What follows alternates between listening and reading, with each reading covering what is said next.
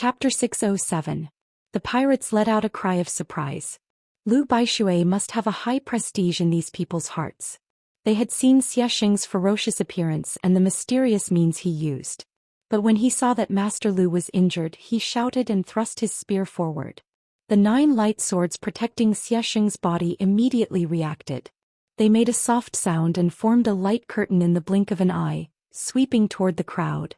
Not only the spear was easily broken, but the wrists of the people holding the spear were also cut off. The lightsabers were extremely sharp. They didn't feel pain until the spear and the hand fell to the ground. Suddenly there were screams and the smell of blood spread. Lu Baishui frowned and shouted, "Go back. No one move. Go back." The pirates cared about him and he cared about his subordinates. After such a shout, everyone knew that they were no match for him, so they could only glare at Xiaxing. Although they didn't retreat, they didn't fight anymore.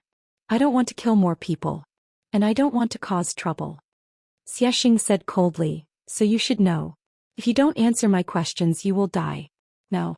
Lu Baishui stared at him for a while and suddenly laughed. "Okay. I will tell you, someone told me about you." Li Yunxin smiled in the crowd. But Lu Baishui was silent after saying this. Xiaxing waited for a while and frowned, and nothing. Xiaxing looked at him deeply. "You want to tell me that you only know this much?" "Of course I know a lot." Lu Baishui smiled, "But I won't tell you." "Huh." Xiaxing snorted. Then his fingers moved slightly.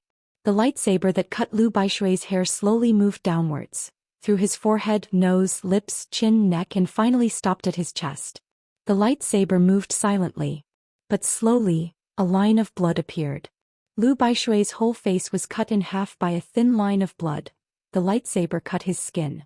Then more and more blood gathered and flowed down his face.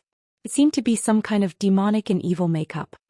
"I have a way to cut you open alive without killing you. I can let you see how your heart beats and how your intestines move." Xiaxing said, "You only have one life. Don't be stupid." Lu Baishui touched the blood on his lips and looked at it. Then he looked at Xiaxing calmly. "I was entrusted by someone, so I'll do my best. If you want to say that I'm being foolish, I've been foolish for decades. I've seen the sharpest knives and the strongest liquors. What's death to me?" Xiaxing sneered. "Of course death is nothing. But before you die," as he said this, Lu Baishui suddenly lifted his hand and tore off his coat. Thus his upper body was exposed. Xiaxing was stunned. The merchants on the deck were also stunned. His chest was no different from an ordinary person's. But on his back, abdomen, and ribs, there were densely packed red runes. The wave under his feet followed the 2 ships steadily and did not fall at all. He reached the side of the ship but didn't jump off the wave. He only looked down at Xiaxing and shouted, "I'm General Fubo under the command of the Eastern Sea Dragon King. Who dares to use Dharma on the Eastern Sea?" Seeing this scene, everyone was shocked. The pirates were fine. Swords and soldiers always gave people an inexplicable sense of confidence. So they all clenched their weapons. Although they were surprised and panicked, they didn't go too far. But the merchants were different. They were all businessmen and very few of them were hot-blooded. But now they saw a so-called General Fubo with their own eyes. First, 3 people fainted without saying a word. The rest all knelt on the ground as if they were blown by the wind, shouting, "Dragon King, help us," and so on. Li Yunxin was also among the crowd. He sighed, and sat down cross-legged, watching the show. He turned into a young boy not very tall. A group of men in front of him were kowtowing, which covered him. But even if he didn't cover himself, the demon who called himself General Fubo didn't notice him. Because at this time Lu Baishui smiled and pointed at Xiaxing. "General. He was the one who used Dharma just now. He even threatened me with the lives of hundreds of people on these 2 ships. General, please investigate." When Xiaxing used Dharma to threaten him, he didn't panic at all. Now that something strange had happened on the sea, and a demon who called himself General Fubo appeared, he didn't panic. Looking at this demon was like looking at a general in the secular world. Li Yunxin frowned slightly and stared at Lu Baishui. He had misjudged. He didn't see that this person had so many stories. But it wasn't that he had become stupid, and it wasn't that Lu Baishui was the smartest person in the world. But he didn't want to see things the way he used to. At least after he said goodbye to Lu Gongzan in the forest of Dingzhou. When looking at a person, he began to try not to use his own subjective will to define this person's identity. He began to try to see and think like a stranger. When he first saw a person, that person was a blank piece of paper. He slowly interacted with this person, and then based on what he saw and heard, he added something to this blank piece of paper. He was trying to feel the feeling of being an ordinary person. But now it seemed that it wasn't going well. Lu Baishui wasn't the kind of person he thought. At least he wasn't as simple as he thought. In fact, he should have seen it a long time ago. Now that he carefully recalled the various details of his interaction with Lu Baishui, he realized that there were indeed many suspicious points. The problem was that everyone would look suspicious. Even a person with a broad mind would have some expressions on their face that would make people suspicious. If you looked at them with colored glasses. This meant that to ensure one's safety and sobriety, one must limit one's world to a very small area. One must not have too many interactions with others and not exchange too much information with others. Without interaction and exposing one's world, one didn't need to worry about what others would do to him. One didn't need to spend time to carefully analyze and observe everyone. If he really did that, he would die of exhaustion. In fact, even in the secular world, many people followed this principle of survival. As the saying goes, you may know a person's face but not his heart. People who often gave their feelings and sincerity were more likely to be hurt. If they were tired and afraid because of this kind of hurt, they would protect themselves. They only had 2 or 3 close friends. When they met strangers, they would only talk to them or just ignore them. In the eyes of others, this kind of person was indifferent and not easy to get along with. But it was indeed the best way to protect oneself. If one didn't give his feelings, it would be difficult for others to hurt him. Indifference was also a kind of barrier. But it was also cowardice in another sense. Li Yunxin used to have this kind of cowardice, but now he was trying to get rid of it. He sighed. He went to see Xiaxing and that General Fubo. The appearance of this demon seemed to mean that the East Sea Dragon King did exist. What Lu Baishui said to him while chatting was all true. It also meant, Lu Baishui. He seemed to have a closer relationship with the East Sea Dragon King. On this ship, there should be a shopkeeper of the East Sea Kingdom named Munanju. Munanju. Interesting. Hearing Lu Baishui's words, General Fubo turned his eyes to him. He stared at him up and down for a while, then waved the 3-pointed double-edged sword in his hand. Instantly, a layer of mist formed between him and Xiaxing, separating the two of them. No one doubted that this layer of mist could block. Xiaxing didn't seem to doubt it either. So, following his usual temperament, he frowned slightly and put the 10 light swords back to his side to protect himself. He used to live in the demon's cave, so he had seen the demon's abilities. So, even though he didn't fight with people often, he could tell that this demon general's cultivation wasn't weaker than his. And they were on the sea, so he had to be careful. So he said in a low voice, "Since you are a general under the East Sea Dragon King, you should also be a general under the Shinryu. I am not an enemy of the Shinryu but an ally." But the demon general didn't even look at him. He first protected Lu Baishui, then praised, "What a beautiful person. You should be a good person. Who are you?" Li Yunxin laughed in his heart. This demon general was quite interesting. He first looked at Lu Baishui's appearance and said, "You should be a good person," then asked who he was. Lu Baishui paused for a moment, then laughed and cupped his fists. "You have good eyesight. I am Lu Fei. I have some relationship with the East Sea Dragon King. Since you are the great General Fubo under the Dragon King of the East Sea, you must be highly valued, so you should have heard of me." The demon general let out a sound of surprise. He carefully looked at him, then finally smiled. "You are Lu Fei?" "Yes. I have indeed heard of you in front of the Dragon King. You are very beautiful, you really are a good person." At first, his face was as calm as water, his lips were tightly shut, and he looked very imposing and dignified.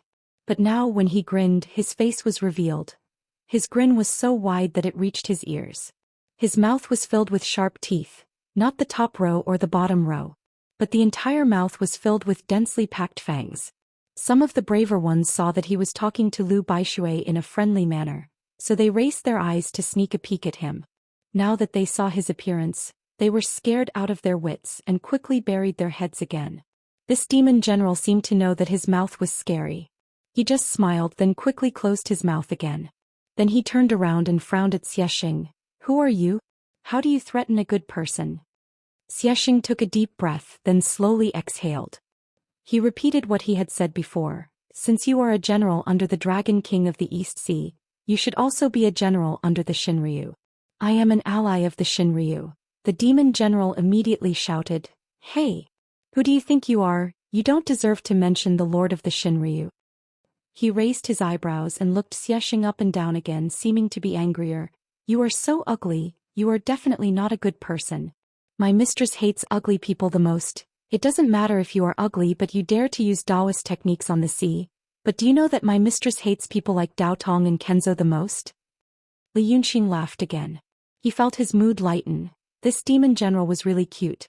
If there was any conflict in the future because of what he said today, he would be spared. Xiaxing's face was extremely ugly after being scolded by this demon general. This place was not like land. If he encountered such a situation on land, the smartest thing to do would be to run away. But now, he was surrounded by water. Even if he escaped, where would he find a boat and how would he get back to land? An emptiness realm cultivator in the vast sea was just a drop in the ocean. To him, the current situation was like a stranger to him. But something strange happened. Before this great General Fu Bo appeared, the water between the two huge ships surged violently. But just as the demon general finished his rebuttal, the surface of the sea suddenly began to shake again. Before anyone could figure out what was going on, a huge beast covered in jet-black scales suddenly jumped out of the sea. It swallowed this great General Fu Bo in one gulp and then fell back into the sea. This demon general was still awe-inspiring just a breath ago. But now that he was swallowed whole, he didn't even make a sound. Everyone saw it clearly.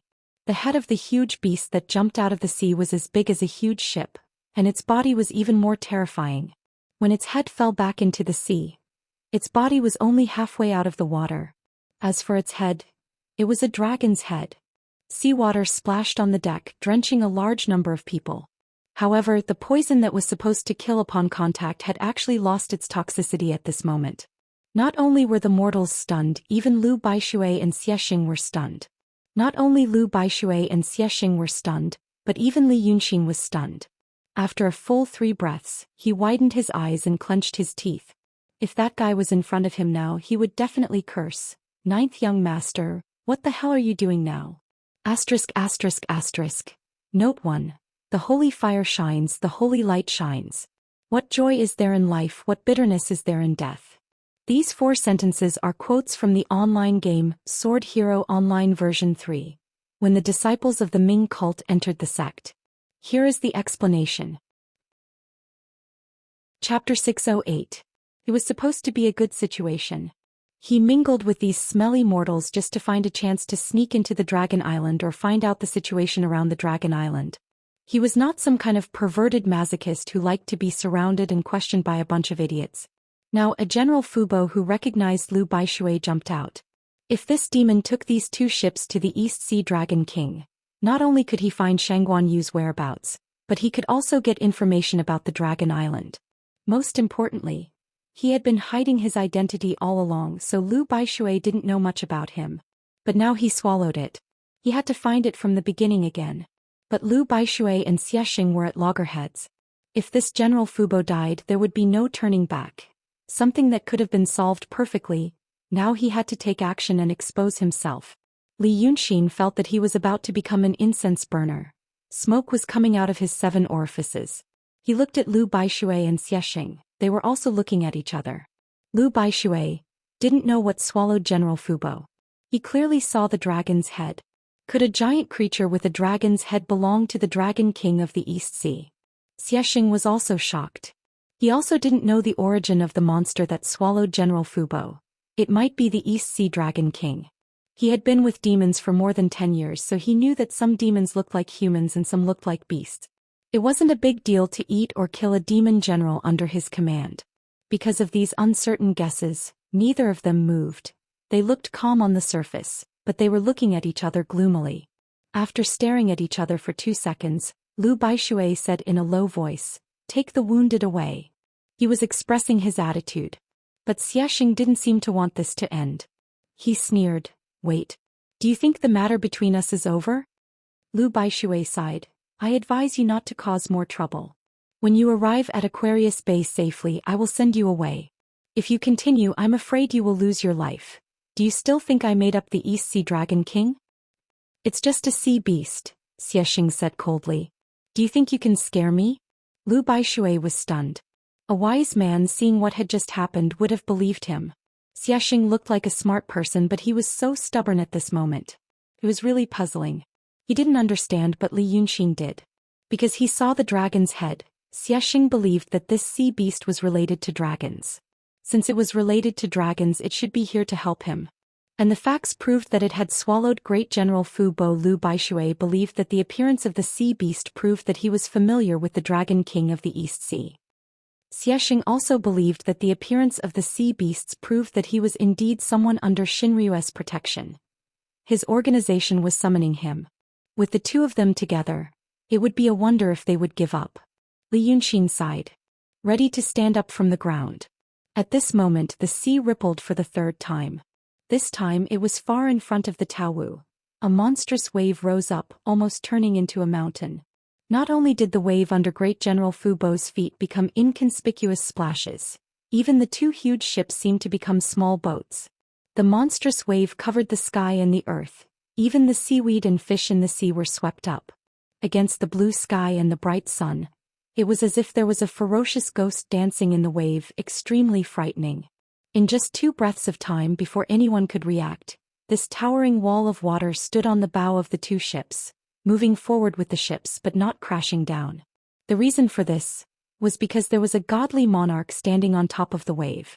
This godly monarch was more than 3 meters tall. He was not wearing armor, but he was still better than wearing armor, because his body was covered in black scales. Even his cheeks were covered, revealing only a pair of golden eyes. Above his golden eyes on his forehead was a pair of dark golden horns. These horns were thin but extremely long, reaching straight into the sky. It made this godly monarch seem extraordinary and disdainful. Now he stood on top of the wave. With a pair of bright eyes, he looked down at everyone on the ship and let out a thunderous voice. You still don't restrain yourself when you see me. Are you courting death? If the 2 of you keep arguing, I will bury you at the bottom of the sea. Behave yourselves. After saying this, the wave retreated and fiercely slammed down. Such a huge wave was enough to smash the 2 huge ships into pieces. However, this godly monarch seemed to only want to teach everyone a lesson, and had no intention of killing. Only the head of the wave came crashing up, but in an instant 2 of the 3 masts on the ship were broken, leaving only the main mast. The wave crashed down on the deck.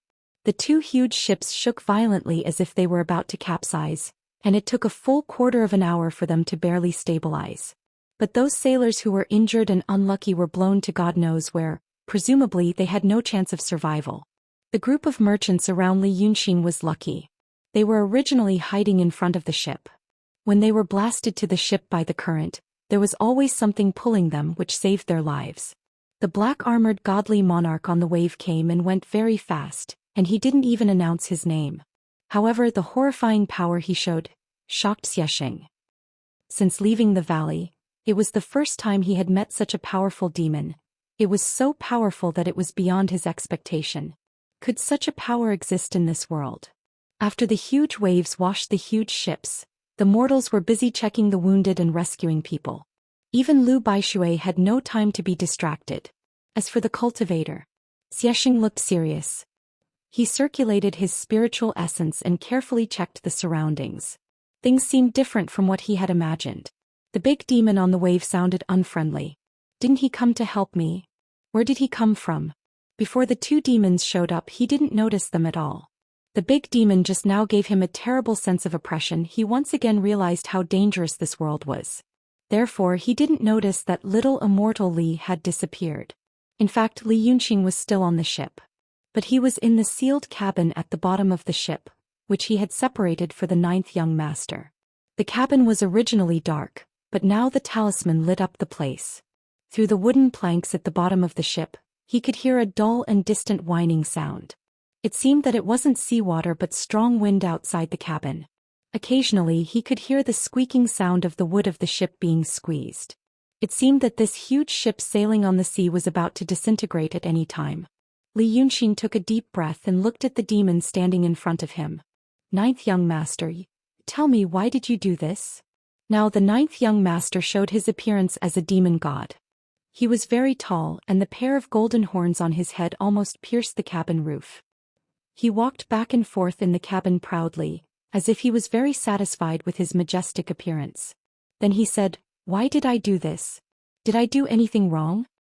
Li Yunxin sighed helplessly. "After all, I owed you in my previous life. It took me a lot of effort to catch a demon general. Why did you eat him?" The ninth young master smiled, but it was hard to see it in the demon god's body. "Didn't you and Chicken Spirit say along the way that we should observe secretly, disguise ourselves, and figure out the movements of the demons on the ship? Now that such a thing has jumped out, who on the ship dares to do anything? Where do you think you can find out? In my opinion, it's a bad thing that this little demon showed up." He shook his head proudly. "I just happened to swallow him. Hey, how dare you talk about the Dragon King of the East Sea? After swallowing this little demon, the ship will be safe again. Since you don't have to show up, you can take your time to observe." Li Yunxin was stunned. He didn't expect the ninth young master to think so much. He talked to Pheasant all the way and only regarded him as a person who did things. He just felt that the ninth young master was not interested in it, so it was better to let him play and not make trouble. At that time he could deceive him. If he met Lu Baishui or Xiexing, he would also be at a disadvantage if he was not careful. Unexpectedly, the demon heard it and paid attention to it. Now he did this thing. It could be said that he wanted to help. Although it was not a good help. In this case it was not good to blame him. Li Yunxin sighed again. "It turns out that you don't have to worry about it. Well, it's a good intention." He shook his head again. "But next time, ninth young master, you can try to keep him alive. Or don't. If you do, use him well. It's good to take him down and interrogate him. It's also good to get some inside information." The ninth young master stood in front of Li Yunxin with his hands clasped behind his back. He snorted and laughed. "Do you think I'm a fool and can't think of it? Just watch." After saying this, he bent down and opened his mouth wide. With a wah sound, he spat out a person. His fiend god body was more than 10 feet tall.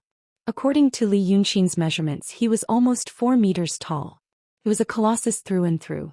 At this time, although he bent down, he was still on top of Li Yunxin's head. If he spat out again, if it weren't for Wei River Dragon King's quick reflexes that allowed him to dodge to the side, the messy things in his stomach mixed with seawater would have splashed all over his face. The one he spat out was the white-armored Great General Fu Bo. Previously, this demon was awe-inspiring, but now he was in a sorry state. The armor on his body was corroded and full of holes. Even his face was full of bloody holes. He looked like a rotten corpse. Beside him, there were some digested and undigested broken limbs and unknown bones. The demon general fell to the ground and felt dizzy. After a long time he slowly got up. He looked up and saw Li Yunxin, then the ninth young master. He immediately pointed at him, trembling. You. What kind of demon are you? You. The ninth young master didn't care about what he said. He spat a few more times on the demon's body and finished spitting out everything in his mouth. His body swayed and turned into a human wearing a white robe. "I said I'm not a fool. I tasted this thing yesterday. The meat was cold. It was disgusting. If it wasn't to help you, I wouldn't even bother to swallow it. Ask me slowly. I'm leaving." Li Yunxin hurriedly said, "Bah." The ninth young master ignored him. As if he was angry, he turned around and went out of the cabin. This array formation was to temporarily ensure that the demon soul was clear-headed and not stupid. After finishing all this, he squinted at the black fog and said, "Goddess Penglai, I'm going to interrogate this demon soul by torture. I've specially invited you to watch. Let's see what I can do if you don't tell me the truth." Goddess Penglai had been trapped in the talisman for more than 10 days, and it didn't feel good at all. She was only released now and her head was probably spinning and she didn't know where she was. But since the demon had some consciousness preserved by Li Yunxin, it immediately shrank back as soon as it saw Goddess Penglai. It was as if it was more afraid of her than it was of the ninth young master. Goddess Penglai turned around and saw the great General Fu Bo. She immediately screamed, "You! Ayaya! Hey! Kill him." These two seemed to know each other. The demon's soul became even more afraid when it heard the demoness screams. He curled up on the ground and trembled as he kowtowed. "Please spare me, Your Highness. Please spare me. I was possessed for a moment. Please spare me, Your Highness. Please spare me." He kept kowtowing as he stared at the demoness and Li Yunxin. It seemed that he was not only afraid of goddess Penglai, but also afraid of Li Yunxin's soul hunter strength, which could kill him with a wave of his hand. Or perhaps he thought that the demoness had found a helper. This scene made Li Yunxin frown slightly. He didn't expect this. Previously he met Mrs. Sanhua in the temple of Mrs. Sanhua. That demon seemed to be just a little demon. Although she had secrets, her words were incoherent, and she didn't seem like an important character. Now that he thought about it, she was at most a detail or a clue. He met goddess Penglai, again in Whitewater Town. She seemed to have something to do with Mrs. Sanhua. It was almost the same style. She claimed to be an immortal from Mount Penglai, but Li Yunxin didn't take it seriously. He thought that she must have made up an identity for other purposes. Now that she was released, he wanted her to see how he would interrogate this great General Fubo, and let her think about whether she could make up her story. He didn't expect that the scene today, what she said seemed to be true. So he was a little stunned, pointed at the great General Fubo and shouted in a low voice, "Speak. Who is she?" Without thinking, the demon general kept kowtowing and immediately said, "She is the Lord of Penglai, the righteous god of Mount Penglai in the East Sea. She has been guarding the Spirit Mountain for thousands of years. Goddess Penglai, I was bewitched. She was really a goddess Penglai." Li Yunxin frowned again. "Go on. What evil things have you done?" The demon general hurriedly said, "I shouldn't have been bewitched by the traitor. I had no choice. Goddess couldn't protect us at that time, and the traitor claimed to be the Dragon King of the East Sea." Next he rambled on about his difficulties and begged for forgiveness. It was all cliché. But just based on these two sentences, if he was telling the truth, it all corroborated with what the demoness had said these days. She used to be the righteous god in Mount Penglai. Later, for some reason, her monster power gradually declined, and she was betrayed by the Dragon King of the East Sea. The demon general said that goddess Penglai had been in charge of Mount Penglai for thousands of years. Lu Baishui said that the name of the Dragon King of the East Sea had been passed down among the people for thousands of years. This meant that goddess Penglai was born 2,000 years ago, which also confirmed what the demoness had said to Li Yunxin before. Li Yunxin also asked her if she remembered what her real body was and who sealed her in Mount Penglai. But she couldn't remember anything. This was also similar to Mrs. Sanhua. The Mrs. Sanhua temple in the wild forest seemed to have been destroyed for a long time. But now when he recalled its original appearance, he realized that the temple used to cover a large area. The ruins were surrounded by towering trees. Only the area around the temple was covered in grass. There were no trees. It showed that the foundation was very good when it was built. At least it was not by mortal means. Otherwise, it couldn't have been preserved for so long. He had always been suspicious about the origin of the three flowers. Therefore he had checked the local records, trying to find information about the Mrs. Sanhua temple. But he found nothing. It was not surprising that he found it. It would be strange if he couldn't find it. Nowadays people attached great importance to things like sacrificing gods and monsters. The Dragon King Temple of Lu Gongzan in the city of Wei even had the important responsibility of recording important things like sacrificing to the Rain Valley. If the Mrs. Sanhua Temple was full of incense at that time, how could there be no information left? It could only be erased deliberately. In the Mrs. Sanhua Temple, the three flowers were sculpted in the statue by the method of painting Taoism. The method of painting Taoism appeared about 2,000 years ago. This goddess Penglai was also born 2,000 years ago, and declined 1,000 years ago. 2,000 years and 1,000 years were extremely sensitive time points. Li Yunxin felt that he was getting closer and closer to some truth. Maybe some of the things he had mastered now were not thought of by the people behind the scenes. He shouted again, interrupting the demon general's long-winded words. "Now I ask you again. Have you ever seen a woman named Shangguanyu?" Goddess Penglai interrupted and screamed, "Hey! Of course. But didn't I tell you?" On the way, she told Li Yunxin that when Shangguanyu and her party sailed near Mount Penglai, there was a sudden storm. The storm was so strong that it seemed that it would not stop until the ship was overturned. Fortunately, Shangguanyu was not an ordinary person. She managed to save the ship with her supernatural power, But in the end they still crashed into the goddess Penglai temple in Mount Penglai. Hearing this, Li Yunxin felt that this female demon was talking nonsense. How could such a big ship crash into a temple? But he didn't point it out. She also said that she stayed in her palace for a long time and asked many questions. Later she learned about the rebel, and went to find the rebel, the Dragon King of the East Sea mentioned by Lu Baishui. After that, Goddess Penglai possessed Li Si and escaped from Mount Penglai. Her explanation for this was, Shangguanyu had gone to look for that traitor, so she had no choice but to expose her hiding place. Finally she found a way to leave Mount Penglai. Of course she had to run far away. Li Yunxin ignored her. He only said to the demon general, I'm asking you. The demon general didn't dare to hesitate. He looked even more spineless and said in a trembling voice, Yes, yes, yes. I don't know if her name is Yu. Last year there was indeed a woman who made trouble for the king. Speaking of this, he stole a glance at Li Yunxin. Seeing Li Yunxin's dark face, he asked, Is that woman dead? The demon general froze as if he was thinking about something. He said cautiously, Goddess, is this a human being? What? How does he look like a human being? Idiot. Goddess Penglai was furious. Do you think I'll be caught? Bah, bah, bah. The demon general did not fawn over anyone, and his heart was about to break from fear. He kowtowed again. Yes, yes, yes. Reporting to this monster king that woman was looking for my Da, that traitor, to bring bad luck to her, so they fought. In the end she was defeated and imprisoned by that traitor. She is still imprisoned to this day. Li Yunxin fell silent with a gloomy face. The demon general didn't know if he had said something wrong. He looked at Goddess Penglai, but she ignored him.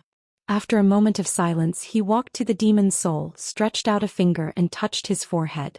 The demon general didn't know what Li Yunxin was going to do, and Goddess Penglai didn't seem to know either. I'm here to see if you're telling the truth. Li Yunxin said in a gloomy tone, You should blame yourself for playing these tricks in front of me at this moment. Then he crooked his finger.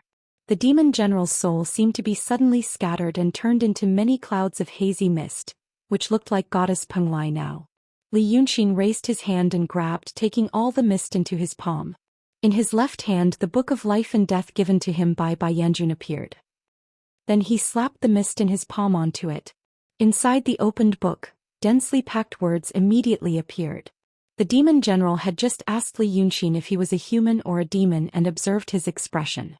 Obviously he wanted to figure out his identity before thinking about what to say. He was afraid that if he said something wrong and angered this big demon king, he would lose his soul as well.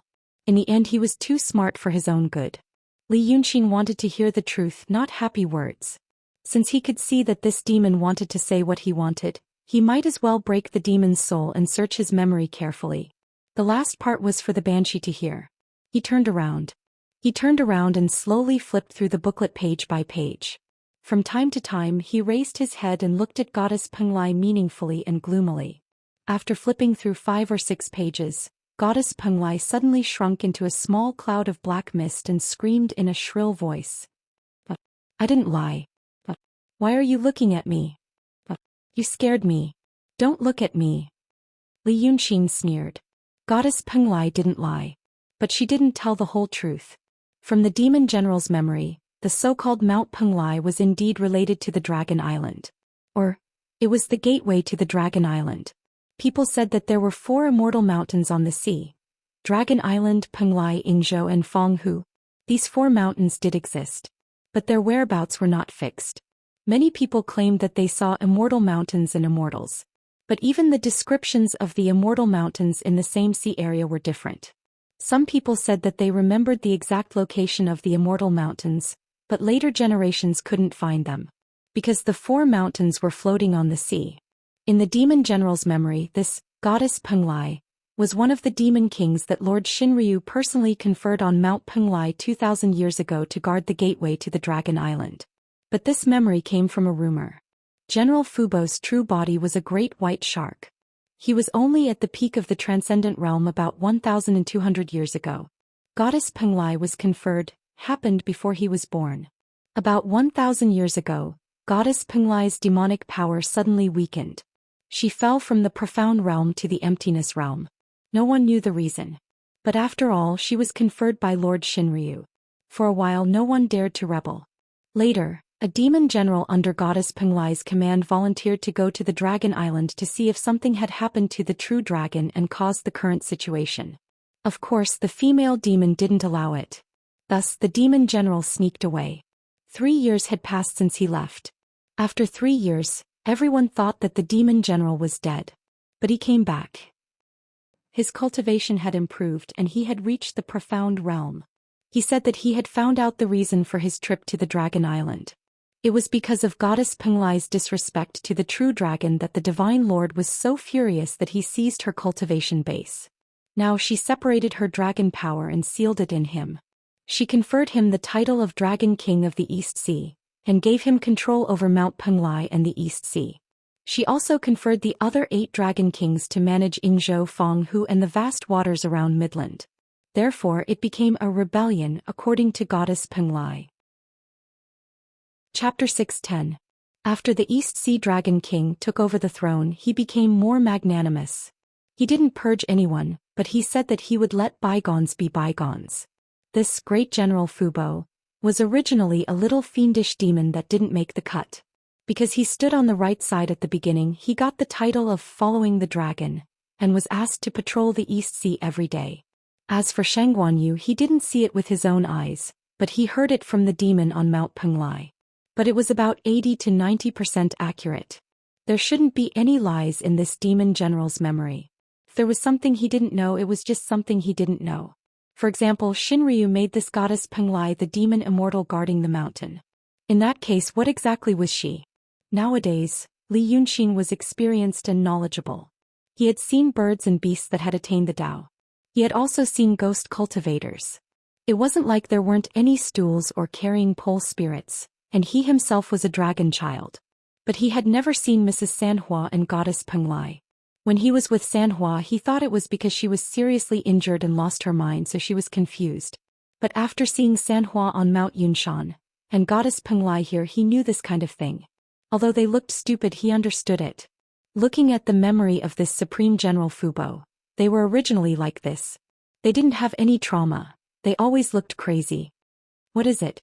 Li Yunxin realized this was a key point. He suspected Mrs. Sanhua before, but he wasn't sure. Now there was goddess Penglai in front of him. If he could get the inside story from her, maybe the curtain that had been covering him was lifted halfway. Without a doubt, Mrs. Sanhua was sent to him. The mastermind behind the scenes was most likely Mu Nanju, to protect him and to find out if he was the real crown prince Xiaxing. Then this goddess Penglai. What is her background? Which side is she on? Thinking of this, he slowly closed the book. He looked up at the female demon. The cabin was illuminated by talismans. However, it was not a bright light. Instead, it was a faint yellow flame that hung in the air. Now that he had a terrifying thought in his mind, his eyes were filled with undisguised malice. Thus, when his face was illuminated by the yellow flames, it became even more uncertain, as though he was an evil spirit. So you used to be a profound realm demon. I apologize for my rudeness. Li Yunxin looked at her maliciously as he slowly paced back and forth. This demon general's head is filled with a lot of things. But there are some things. The more he knew, the more curious he became. For example, what exactly are you? And why did the Shinryu confer you the title in the first place? If I ask you, will you answer me honestly? At this point, he had slowly walked to the front of goddess Penglai. He had been looking through the memory of the demon general and the female monster at the same time, which scared her so much that she curled up into a ball and hid in the corner of the cabin. Now that Li Yunxin was walking in front of her, the demoness seemed to know that something was wrong. After all, she used to be a profound realm expert. After witnessing Li Yunxin's means, she immediately realized that this guy was incredible. He was at least a profound realm expert. With her current situation, what could she do when such a super demon had a bad thought? Therefore she screamed and rose to the corner of the cabin roof. I don't know. I don't know either. But where could she hide? With a gloomy smile on his face, Li Yunxin suddenly stretched his neck like a noodle. He put his face in front of the female monster and stared at her. You said you don't know, and I don't know whether what you said is true or not. I have to break you up and see for myself. The female monster looked really scared. She immediately turned into a cloud of mist and ran around the cabin crazily, screaming. I don't know. I don't know. I don't know either. I don't know how to tell you either. You might as well just kill me. No, no, no, no. Don't kill me, don't kill me. I won't know even if you kill me. Li Yunxin looked at her running around crazily for a while, then suddenly retracted his neck and shouted, How many people like you are around the East Sea? The female monster shouted, I don't know. I only know that I'm alone. At this point, as if she had grasped a life-saving straw, her body suddenly stopped. I know how to get to the Dragon Island. From Mount Penglai, I know how to get there. The Dragon King of the East Sea also knows. Li Yunxin sneered and said, When I catch him I will interrogate him slowly. Ba ba ba. The female monster spun in the air.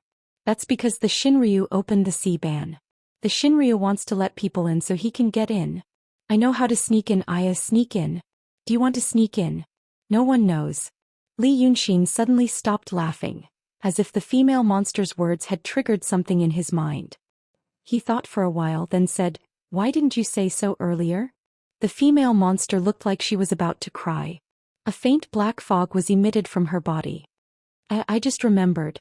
Sealing me on the Dragon Island is to suppress something. Suppress something. I sneak in from there. Li Yunxin was silent for 2 breaths. Then he smiled and squinted at her. Actually, you weren't the only one in the East Sea. You guarded Mount Penglai. There were 2 others similar to you. One guarded Mount Ingzhou and the other guarded Mount Fenghu. Because the 3 mountains never appeared at the same time, this General Fubo didn't know, right? You didn't say anything about this. The female monster's body suddenly stopped. As if she was extremely surprised, she screamed, How did you know? Li Yunxin tilted his head and stared at her for a while, then said, I guessed. But it seems that I guessed right. You guys are indeed this kind of things. So that's what happened. He said this half to himself, then smiled sinisterly. Oh, I won't kill you. I'm just kidding. How could I really kill you? Even if I want to die, it's not the right time yet. The black fog that the female monster turned into trembled again, as if she didn't understand that Li Yunxin was still questioning her, but now she seemed to have understood something. So she didn't want to scatter her soul. As if he knew more than her now. As if she had some kind of speculation before. But now, because of 1 or 2 points in her words, she was suddenly enlightened. That was all she could think of. Li Yunxin suddenly waved his big sleeve, and the talisman collected Goddess Penglai again. It was already noon when the merchants ran to the deck. Many things happened later and it was already afternoon. When Li Yunxin finished dealing with the demon general and the female monster and got out of the cabin, it was already dark.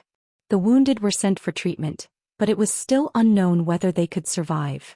Xiaxing went back to his cabin alone and closed the door. At this time he should be safe. The immortal lord who appeared on the waves told them not to cause any more trouble. Xiaxing should think that the immortal lord was thinking about him. This meant that the ship had reached the protection of the dragons. He could find the organization soon. Lu Baishui stayed on the deck to comfort the anxious people. He walked from the bow to the stern, directing the sailors to repair the masts and the ship buildings damaged by the waves. At this time, the 2 huge ships on the sea were brightly lit. People could be seen everywhere like a small construction site. But when Li Yunxin appeared behind Lu Baishui, it was already late at night. The sea breeze blew. The repair work came to an end. There was no one on the deck except for those on night duty. And Lu Baishui was eating in a sheltered place next to the ship building. He was eating a piece of bread with some pickled vegetables. It meant that he was sharing weal and woe with others. But there was no one around him. He leaned against the shadow and couldn't see anyone. Li Yunxin stood behind him for a while. Lu Baishui slowly swallowed the food and put down the hand holding the bread. Even so, he stood for a while and turned around. He said calmly, Where did you go, Brother Li? At this time there was still a blood stain on his face. The bleeding had stopped, but the wound was swollen, making him look a little strange. To deal with some private matters. Li Yunxin glanced at the bread in his hand and then at his wound. So you are Lu Fei. You know that the Dragon King of the East Sea does exist and even had some contact with him. Lu Baishui nodded and said, I hid it from Brother Li. But I have my difficulties. I want to hear it. Lu Baishui sighed and shook his head. He looked around and found a place to sit down. I saw that you didn't have any other thoughts. I just felt that we were on the same wavelength. Then you asked me, is she your Xianxia? Li Yunqing was silent for a while and said stiffly, yes. I didn't have any suspicions about your Xianxia. Later. I heard about what happened in the governor's mansion. Lu Baishui smiled bitterly. I heard that there was a young cultivator in the governor's mansion. I thought it was Brother Li, so I hid it from you. I didn't expect it to be you. Li Yunqing nodded slowly. What about you and the Dragon King of the East Sea? I'm just a person. Lu Baishui touched the wound on his nose gently. It's just that the Dragon King of the East Sea is us. There are many people like me who work for the Dragon King of the East Sea. It's an exaggeration to say that we work for him. We just collect some rare treasures on the road and offer them to him. He guarantees good weather for people like us who make a living on the sea. Brother Li. But who are you? The one on the wave. Li Yunqing nodded. I know. But it's better that you don't know about me. He was silent for a while and thought for a while. Since you are loyal, I will guarantee your safety. Since you are loyal, is it true that you are hiding in Aquarius Bay? Lu Baishui realized that Li Yunqing's tone had changed. He was not the gentle Li Yunqing from before. Instead, he became cold and a little chilly. Like a knife. Maybe this was the real him. He shook his head gently again. Aquarius Bay is just a stop. In fact, it's in... Li Yunqing raised her hand and interrupted him. Brother Lu. Brother Lu, I'm not here to find out where you are. I just want to tell you to leave the East Sea as soon as possible. Something big may happen here in a few days. If you leave too late, I'm afraid someone will die. Lu Baishui was stunned and wanted to frown. But as soon as he frowned, he hissed. The wound caused by Xiaxing's lightsaber was still there. It was okay to be expressionless, but if he spoke too much, it would hurt. Brother Li, can you tell me in detail? He had to keep a straight face. Leave the East Sea. How far away? Leave the East Sea, that is, go back to land. Li Yunqing looked at him. There may be a war in the East Sea. War? Who? With whom? Li Yunqing stared at Lu Baishui for a while and smiled. The dragon that jumped out of the sea during the day is my cousin. If you want to talk about a war, it's with the Dragon King of the East Sea. Lu Baishui suddenly opened his eyes wide and took a step back. Brother Li, the person I'm looking for is with the Dragon King of the East Sea. Of course, I'm going to find trouble with him. Li Yunqing said in a low voice. Brother Lu, take care of yourself. After saying this, he turned around and disappeared in the air. Lu Baishui still stood there, stunned and speechless. Although he had many ideas, he still couldn't accept the fact that Li Yunqing, who looked like a human being, was a demon. And if he didn't lie, he was a big demon who thought he could compete with the Dragon King of the East Sea. However, such an identity could not be matched with the Li Yunqing that he had seen, no matter how he looked at it. He stood in the shadow in a daze, listening to the sea breeze blowing in his ears. After standing like this for a long time, he heard something else, footsteps. The brothers on duty were also walking. But these were obviously not the footsteps of his people. The person walking should be good at martial arts and could barely be regarded as a second-rate master. Now he was walking cautiously in front and behind him. There must be something unspeakable about someone walking like this. It was ridiculous. Just a moment ago he was thinking about the East Sea, the Dragon King of the East Sea, and Brother Li, who might be a big demon.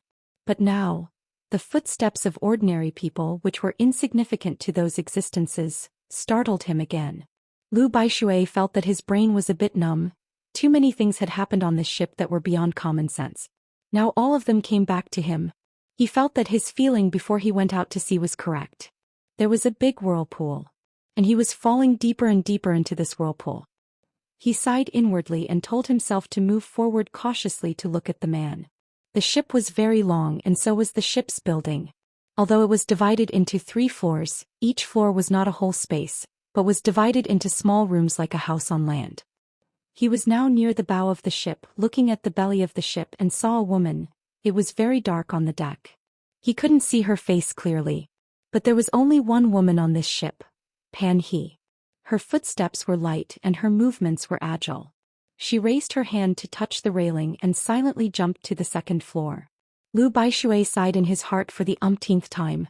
It seemed that something was going to happen again.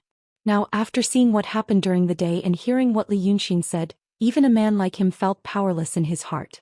This was not a matter of being depressed and dispirited, but knowing that there were some things that he really couldn't do. For example, if the demons really fought on the sea, what could he do? This trip to the sea was to do his own things and also to solve some problems. He didn't expect that now. He was the incidental thing in other people's eyes. His brother Li and Xiaxing seemed to be out of his control. Now this woman had jumped out. He had a hunch that the things that happened to this woman after her death might not be something that he could control. But there were hundreds of his brothers on the ship. If he didn't bite the bullet and go to sea, who would? Lu Baishui shook his head and his figure also rose in the night, going to the second floor. Chapter 6:11. Now there was only one person living on the second floor. Xiaxing. At the same time that Lu Baishui noticed Pan He's movement, Li Yunxin also noticed it. He was now standing on the top of the main mast that hadn't been broken. The huge ship became smaller under him and the open sails swelled in the sea breeze. As far as his eyes could see, he could only see the boundless sea. The sea was sparkling under the moonlight, as if the ship was sailing on the back of a giant dragon. Pan He's every move was in his perception. Even if this woman was a martial arts master compared to mortals, her voice was still too loud in the perception of a mysterious realm monster. Her feet stepped on the wooden planks, her palms touched the wall, and she gently exhaled. All these were heard by Li Yunxin, and he made precise movements. He asked Pheasant to erase Pan He's memory of that night, but he didn't get rid of her, because he wanted to let her doubt ferment in her heart. This woman was not smart in his eyes, but she was not stupid among mortals. A Freemason in charge of the Donghai nation suddenly lost her memory on the ship, and her wrist was broken. She should know that someone had done something to her. Someone did something to her but didn't kill her and just didn't let her remember. Maybe this person was not completely hostile. It was possible that they were on the same side in some ways. It was just that she didn't know the immensity of heaven and earth and provoked him, so he attacked her. So this not completely hostile person, in Pan He's opinion, who could it be? It could only be the Donghai nation's grand manager of Nanmuju. This time, Li Yunxin came to the sea to use these two ships as isolation cabins. If he could get rid of the last tail of Nanmuju and the Freemasonry, he would really disappear from their control. However, he found the Freemasonry but not the Nanmuju. He was a mysterious realm monster and he was powerful but not omnipotent. Since he couldn't find them, the Freemasonry, who had been dealing with Nanmuju for hundreds of years, should be able to do it better than him. He spared Pan He's life and only erased the memory of that night because of this. He asked her to find the grand manager for him. Unexpectedly, her gun was useless. He had been paranoid for a few days, but he still couldn't get anything done. It seemed that either the shopkeeper was not on the ship or he had hidden himself too well. Li Yunxin sighed. These people from the new Freemasonry were really useless. Only Shanji, the ninth young master, and Lu Baishui knew his real identity. Xiaxing knew that there were people stronger than him in the sea, but he didn't seem to think that they were enemies. The ninth young master had made a smart move by appearing on the waves during the day, so that the people on the ship would be on their guard and not cause any more trouble, but it did not frighten them. Xiaxing was meditating in the cabin just like he did a few days ago. Li Yunxin closed his eyes and carefully observed. Sometimes, like now, when he was close to Xiaxing and there were not many people around, he could sense the qi activity that Xiaxing exuded when he was cultivating. Just by looking at one spot, one would be able to tell the whole picture. Thus, one could estimate Xiaxing's cultivation progress and speed. The cultivation speed of this true prince could be said to be 1,000 miles a day. He seemed to have a treasure in his hand. The spiritual qi on the treasure was not worth mentioning for Li Yunxin's realm, but it was useful for Xiaxing's cultivation. Tonight his qi activity was a little unstable. Li Yunxin seemed to have reached a critical juncture in his cultivation, and even showed signs of qigong deviation occasionally. But the golden light method that Xiaxing cultivated was given by him. From a certain point of view, Li Yunxin's cultivation foundation, especially for some basic things, was excellent. He had also glanced at the golden light technique. The contents were too shallow for him, so he was well aware of what might happen when he cultivated it. Because of this, he felt it was a little strange. Xiaxing should not show signs of qigong deviation at this juncture. The other strange thing was Pan He. The smell of this woman tonight was a little special. Li Yunxin didn't look at her. Instead, he was smelling and listening. So tonight she smelled more fragrant than usual. He stood on the top of the mast, frowned, and thought for a while. Suddenly he understood. So he drew a circle in the void in front of him, and the scene he wanted to see appeared in the circle. This method, called round light mirror, was convenient, but it had to be used with caution. If Xiaxing's breath was not chaotic tonight, it was very likely that he would be found out. Then he saw, Xiaxing was wearing only his underclothes, sitting cross-legged in the cabin. His eyes were closed as if he had reached a bottleneck in his cultivation. At this time, Pan He had walked to the door of Xiaxing's room. Lu Baishui was watching from the other side of the second floor, trying to figure out what Pan He was going to do. But he was just a mortal after all and could only see the vague appearance. Pan He stopped in front of the door and made a strange move. She combed her hair. Normally she should have been vigilant when she was lurking here at night. But now she combed her hair as if she was going to see her lover. Then the woman tugged at her collar again. She opened her collar a little, revealing her chest. Pan He was bought by Wu Jiaseng. In this era she was called a beautiful middle-aged woman, but in the era of Li Yunxin she was actually only a beautiful 24 or 25 years old woman. She had a fair complexion, and as she pulled, her snow-white breasts looked a little soul-stirring under the moonlight. Li Yunxin snorted with interest. He saw Pan He reach out her hand and do something on the door, and it opened. As soon as the door opened, she immediately dashed in and closed the door. Such a sound could not be hidden from Xiaxing's ears. He immediately opened his eyes on the bed, and stared at the woman at the door with bright eyes. The cabin he was in was quite large, and Pan He was more than 10 steps away from him. There were only 3 candles in the cabin, and the light from them was limited. Therefore, even with Xiaxing's current cultivation, he could only see the appearance of the woman. He seemed to be prepared for this. He gloomily stared at Pan He for 2 breaths and said in a low voice, "Who are you?" Li Yunxin noticed that he began to circulate his qi. Spiritual energy filled his body, ready to attack at any time. But Pan He laughed lightly. It was the kind of laughter that a woman would make intentionally, and it was completely different from normal laughter. Even her voice became sweet. "I'm the incense holder. I'm here to deliver incense to Taoist priest." The last 2 words were enunciated lightly and dragged out. Her tone was tactful and full of provocation. It was as if the atmosphere in the room had suddenly become too sweet. As she spoke, she stared at Xiaxing and slowly walked towards him. When she took the first step, Xiaxing didn't say anything and didn't stop her. It was as if he wanted to see what she was going to do. When she took the second step, Pan He pulled open her belt. The soft silk belt slid down and fell on her outstretched thighs. And because the belt was pulled open, her snow-white and round thighs were faintly visible. She wasn't wearing underwear. The unique fragrance of a woman's body spread in the room. Xiaxing slightly frowned but still didn't say anything. So Pan He took the third step. The silk belt on her thighs slid down, and so did her outer robe. So a delicate female body with only a light pink doo-doo was exposed in the room. It was winter, and although the temperature on the sea was getting warmer, people still wore quite a lot of clothes.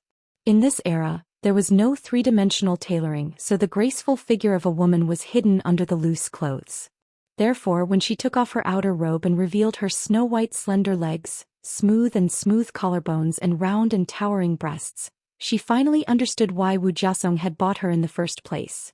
The body hidden under her clothes was rare and wonderful in this era. So she took another 3 steps. Pan He walked to the candlestick on the table. Xiaxing finally saw her face clearly. His eyebrows gradually relaxed and he squinted his eyes and finally said the second sentence. "What do you want?" Pan He stopped in her tracks and gently covered her chest with her bandaged hand. Her doo-doo was very small and thin. Because of the cold, a slight bulge could be seen. At this time, when she covered it with her hand, it had a different effect. She pressed the doo-doo down a little and her chest was even more aroused. And her flat snow-white lower abdomen was also exposed, reflecting the enchanting undulations in the candlelight. This kind of provocative posture made her voice even more seductive. "Taoist priest, do you want me after asking clearly, or do you want me, then ask?" Xiaxing's eyes narrowed even more. He stared at Pan He for about 3 or 4 seconds and then said, "Take it off." His voice was a little hoarse. Pan He put her hand down. "And your body?" Pan He smiled and pulled the back of her neck with her left hand. The last piece of clothing on her seductive body fell to the ground, completely exposing her beautiful body in front of Xiaxing. Li Yunxin laughed. Xiaxing's throat moved. After 2 breaths, he suddenly raised his hands, and from his sleeves scattered 6 or 7 golden talismans. They fell on the ground, the ceiling and the wall, protecting the room. Then he shouted in a low voice, "Come here." At this time his voice was full of desire, even slightly trembling. He twisted her waist and slowly walked over, but Xiaxing had already waved his hand again. This snow-white body was pulled into his arms by an invisible force. The cultivator turned into a fierce beast in an instant, and his clothes were also taken off. 2 fiery bodies immediately tangled together. He first let out a coquettish exclamation, and then she let out an uncontrollable moan. Then there was the sound of continuous panting. The huge ship was still moving in the night wind. Lu Baishui didn't know what happened in the cabin. Xiaxing's talismans isolated the cabin, and mortals couldn't hear any sound. But Li Yunqing was still standing on the top of the mast, watching intently. After about a dozen breaths of time, he was pressed onto the bed and the first battle quickly ended. However, Xiaxing was full of fighting spirit and soon he started the second round. This time it took a little longer, about 10 breaths. Then he started the third round without stopping. He was good in bed and she was flirtatious and flirtatious. Xiaxing was also a cultivator and he was full of energy. The first 2 times he held it in for a long time and after a hasty end he finally got into the mood. This time it took nearly an hour. When it came to the 4th round, he finally began to beg for mercy. However, begging for mercy was also like provocation. It made Xiaxing, who had been silent all this while and only knew how to work hard, collide even more fiercely. Li Yunqing narrowed his eyes, and he knew why Xiaxing's previous cultivation went wrong. 2 mortals. One was strong and the other was weak. Generally speaking, the stronger one had more desire in some aspects than the weaker one, let alone cultivators. Cultivation, the essence, qi and spirit. The true fire of Yuanyang grew stronger with the health of the essence, qi and spirit. Without good guidance it would be difficult to suppress. At least before Li Yunqing turned 14, Li Chunfeng and Shangguanyu had been guiding him in cultivation. Unknowingly they had helped him resolve this difficulty and prevented him from burning like Xiaxing. It was a pity that Xiaxing started to cultivate the golden light method that Li Yunqing gave him. However, as mentioned earlier, the path of cultivation was very dangerous. It was not like the secular martial arts he learned in the grotto. Without guidance he ended up like this.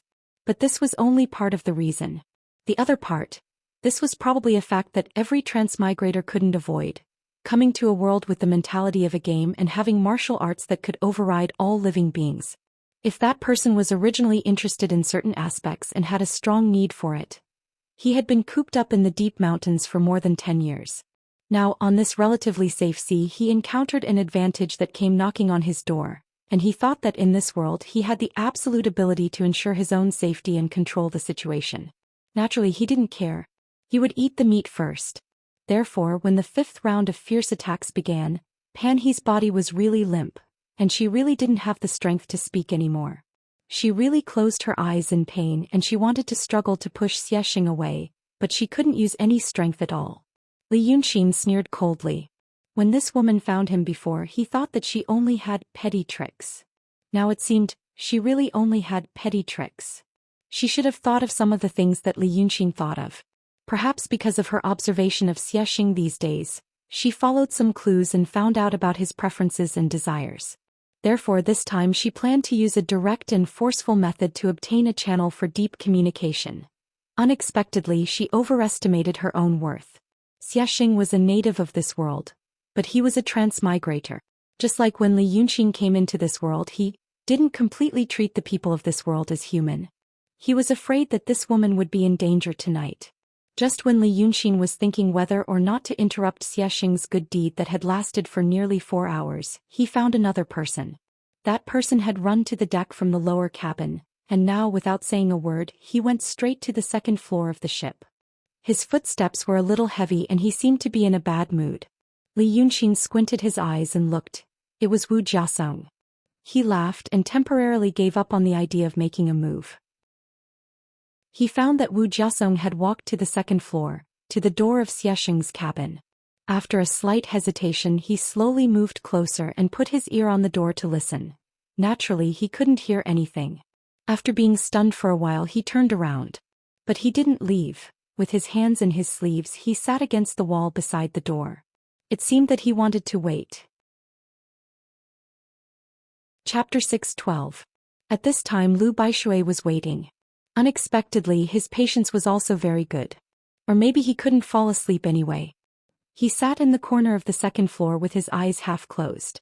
For as long as 4 hours, whenever a member of the crew on night duty was seen, a low whistle like the sound of the wind was used to signal them to retreat. Thus, when Xiaxing's 5th round of fierce attacks ended and Pan He completely fainted, it had been almost 4 hours. In the cabin, Xiaxing climbed up from the soft body. Half of the bed had collapsed. He was an emptiness realm expert and had a strong body, so he didn't care. However, Pan He's back was pressed against the broken stubble of the bed. Although there was a blanket as a barrier, it was still penetrated by the broken stubble in the waves of violent collisions. As a result, the bedding under her was now a patch of blood red. Presumably, her back was also badly mutilated. Xiaxing glanced at Pan He's naked and twisted body. He walked to the table in the room, picked up a pot of herbal tea and drank it in one gulp. After burping, he threw the teapot away and picked up the satin belt that Pan He hung on the table to wipe his hands. Then he turned around and said, "Tell me, what do you want?" Right now, Pan He was in a delicate situation between being on the verge of death and being on the brink of death. She could feel that her life was slowly slipping away, but she was still conscious enough to hear Xiaxing's words. Therefore she realized one thing. This person didn't just vent on her. He asked her, "What do you want?" because he wanted her to be on the verge of death. She had no doubt that if her answer didn't satisfy him, she would die in such an undignified way. Although she knew that this would be dangerous, she still had a strange feeling. She vaguely felt that she had failed somewhere before. She always failed. This vague thought gave her a strong feeling of unwillingness. But when was the last time? Her gaze became a little unfocused. However, Xiaxing's snort pulled her back to reality. "Don't talk. Are you really here to die?" She slowly squeezed out a weak voice. "Taoist priest. You must be joking. Of course it's..." At this point he suddenly coughed as if he was coughing up blood. But when he raised his head he choked on the blood. Blood spurted out from his mouth and his face turned green. He used all his strength to raise his hand and stared at Xiaxing with wide eyes. Xiaxing stared at her coldly for 2 or 3 breaths. His eyes roamed over her body again as if he was wondering if this body was still suitable for him to use. After pondering for a moment, Zhou Xian sneered coldly and flipped his hand. Pan He's body flipped over and he spat out a mouthful of blood. He coughed violently a few times before he could speak again. Thank you, Taoist priest." As he said this, he tried his best to smile. Unfortunately, his mouth was full of blood, so his smile was not pleasant. Xiaxing looked at her and sneered, "You really are a bitch." After saying this, he summoned his inner clothes and slowly put them on. As he tied the belt, he sneered, "But I like it. I'll spare your life. Take your time." With that, he walked to the half-collapsed bed. He stretched his hand to the side of the bed and took out a green pill from his Taoist robe. He turned around, pried open Pan He's mouth and stuffed the pill inside. But this pill was as big as a pigeon's egg. How could Pan He swallow it at this moment? Moreover, her throat was injured earlier, so her face immediately showed a painful expression. Li Yunxin had been watching from the beginning to the end. At this time he knew what this pill was. All cultivators had to dabble in alchemy. Although he was not very good at it, in front of Xiaxing he should be a decent student. He knew that this green pill was called the elemental brew pill. It was used as a catalyst to refine more advanced pills. It was considered a semi-finished product, a prototype. Ordinary cultivators didn't care about it. They didn't even want to eat it. This Xiaxing should have gotten it from the governor's office. But he carried it with him. It was too shabby. He grew up under the attention of Li Chunfeng and Shangguanyu for more than 10 years. He didn't think there was anything special about it. But after seeing Xiaxing these days, seeing such a person who really had no one to watch over him and start cultivating from nothing, he realized how difficult it was and how dangerous it was. When he was young, he would occasionally play with it like a marble. But in Xiaxing's hands it became a treasure. Xiaxing stuffed the treasure into Pan He's mouth, then pulled her messy hair and sat her up. He put a palm on her shoulder and said coldly, "I stuffed a pill in your mouth. You mortals can't bear this kind of immortal medicine. If you really swallow it, you'll either die from bloating or die from spiritual power. You need me to circulate my energy to help you digest it. Only then will you be able to bear it and keep your life. It will also heal your injuries. Now I ask you one question and you answer one. Xianxia said coldly, if you tell half a lie, I'll hang you on the mast like this. Pan He's mouth was stuffed, so she could only make muffled sounds in response. So Xianxia thought for 3 breaths and asked the first question, are you a member of the Freemasonry? Pan He was startled. And Li Yunxin, who was at the top of the mast, let out a ha with interest. He had been standing and didn't feel tired. But at this time he seemed to be interested in watching a show. He first waved his hand and summoned a cloud under him. Then he touched the void, found a chair and sat down. Then he rubbed his palm on the little finger of his left hand. There was a golden pill in his palm. This thing was called Red Heaven Golden Pill. First he used the essence brewing pill, that Xianxia regarded as a treasure to refine a furnace of red pill. Then he used the red pill and other natural treasures to refine 9 heaven powder. This 9 heaven powder was nourished in a fine gold furnace for 300 years, and then combined with some other treasures to refine red heaven pill. Once the red heaven pill was done, it would take 16 years and 9 months to refine it into a red heaven golden pill. In order to refine a scarlet firmament gold pill, it would take about 400 years, using hundreds of origin brewing pills as a primer, and supplemented with all kinds of heavenly treasures that were worth hundreds of thousands of origin brewing pills. He had about 15 or 16 of these pills in his hand. They were glistening yellow and golden, about the size of a broad bean. Because of the refining method, there was a kind of wonderful smoke, very much like the pot gas that ordinary people talked about when cooking. Li Yunxin picked one up and threw it into his mouth. While looking at the scene in the mirror, he chewed noisily. Eating this pill like this was a waste of its medicinal properties, just like the pills he ate on Cloud Mountain to replenish the demon power in his body. But now he liked the taste of this pill. When he was a human, the only things he could eat were grains and miscellaneous foods. Now that he was a demon, his steel teeth were indestructible, and he felt that his menu of food had suddenly expanded, eating. It was nothing more than the taste and texture of the food.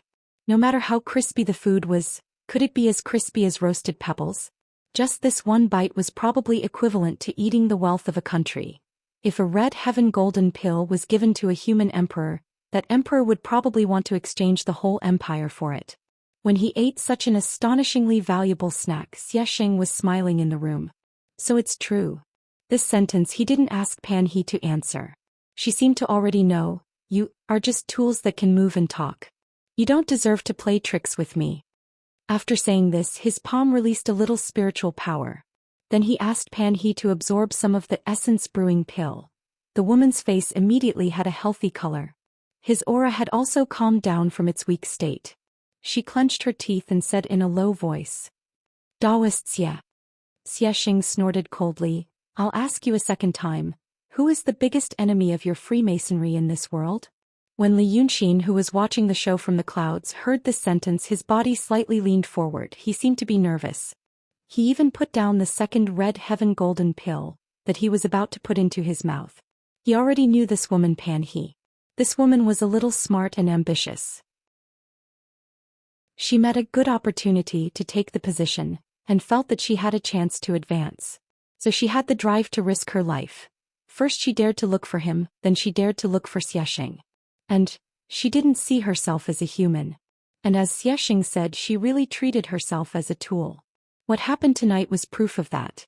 Even when this woman was on the verge of death and was badly mutilated, she still wanted to smile for Xianxia to see. She was extremely ruthless. She was extremely ruthless to herself and others. If she wasn't so stupid, she was actually very similar to Li Yunxin himself. Because Pan He was this kind of person. So Li Yunxin could guess what she would say. She originally wanted to tell Xianxia that Shinryu is the sky demon. Because they, the members of the new Freemasonry who only knew part of the truth, still thought that the so-called Great Calamity was really some invasion of the sky demon. They should also know that the origin of this child from heaven was related to the elders of Cloud Mountain. Since they were related, they should be in the same camp. And Xianxia asked her, who is the enemy of the Freemasonry? According to Li Yunxin's speculation, he probably wanted to use this question to indirectly confirm his own guess. This Xiaxing was extremely smart. So he knew the strategy of asking questions. To get the answer to a question, it was best not to directly ask the question. Also, don't listen to the enemy's unnecessary details and nonsense. Because those details and nonsense might be misleading. Only ask what you want to hear, then integrate the results and compare them. This was the best way to get the truth in a situation where there was too much information. The enemy of the Freemasonry was naturally the organization that he belonged to, the organization that belonged to Art Saint Chenjiao. And Pan He, this woman who wasn't afraid of death and also wanted to take the position, would not obediently surrender at this time. She would definitely want to try and achieve her goal. So she would say, "It's Shinryu," Li Yunxin said softly, staring straight at Pan He. "It's Shinryu," Pan He said softly without any hesitation. "Ha." Li Yunxin leaned back in his chair and tossed the second jindan into his mouth. She still wanted to lure Xiaxing, the child from heaven, to cause trouble for the Shinryu and achieve their goal. Hearing her answer, Xiaxing was silent for a while. It was indeed the answer he wanted. The god of Shinryu was the leader of the Little Demon Protection. For him, he believed that the Little Demon Protection created by the Shinryu was the organization that he should find. And his organization was the enemy of the Freemasonry. Pan He's answer indeed supported his point of view. And for him, there was indeed a factor that Li Yunxin didn't know that made him believe in this.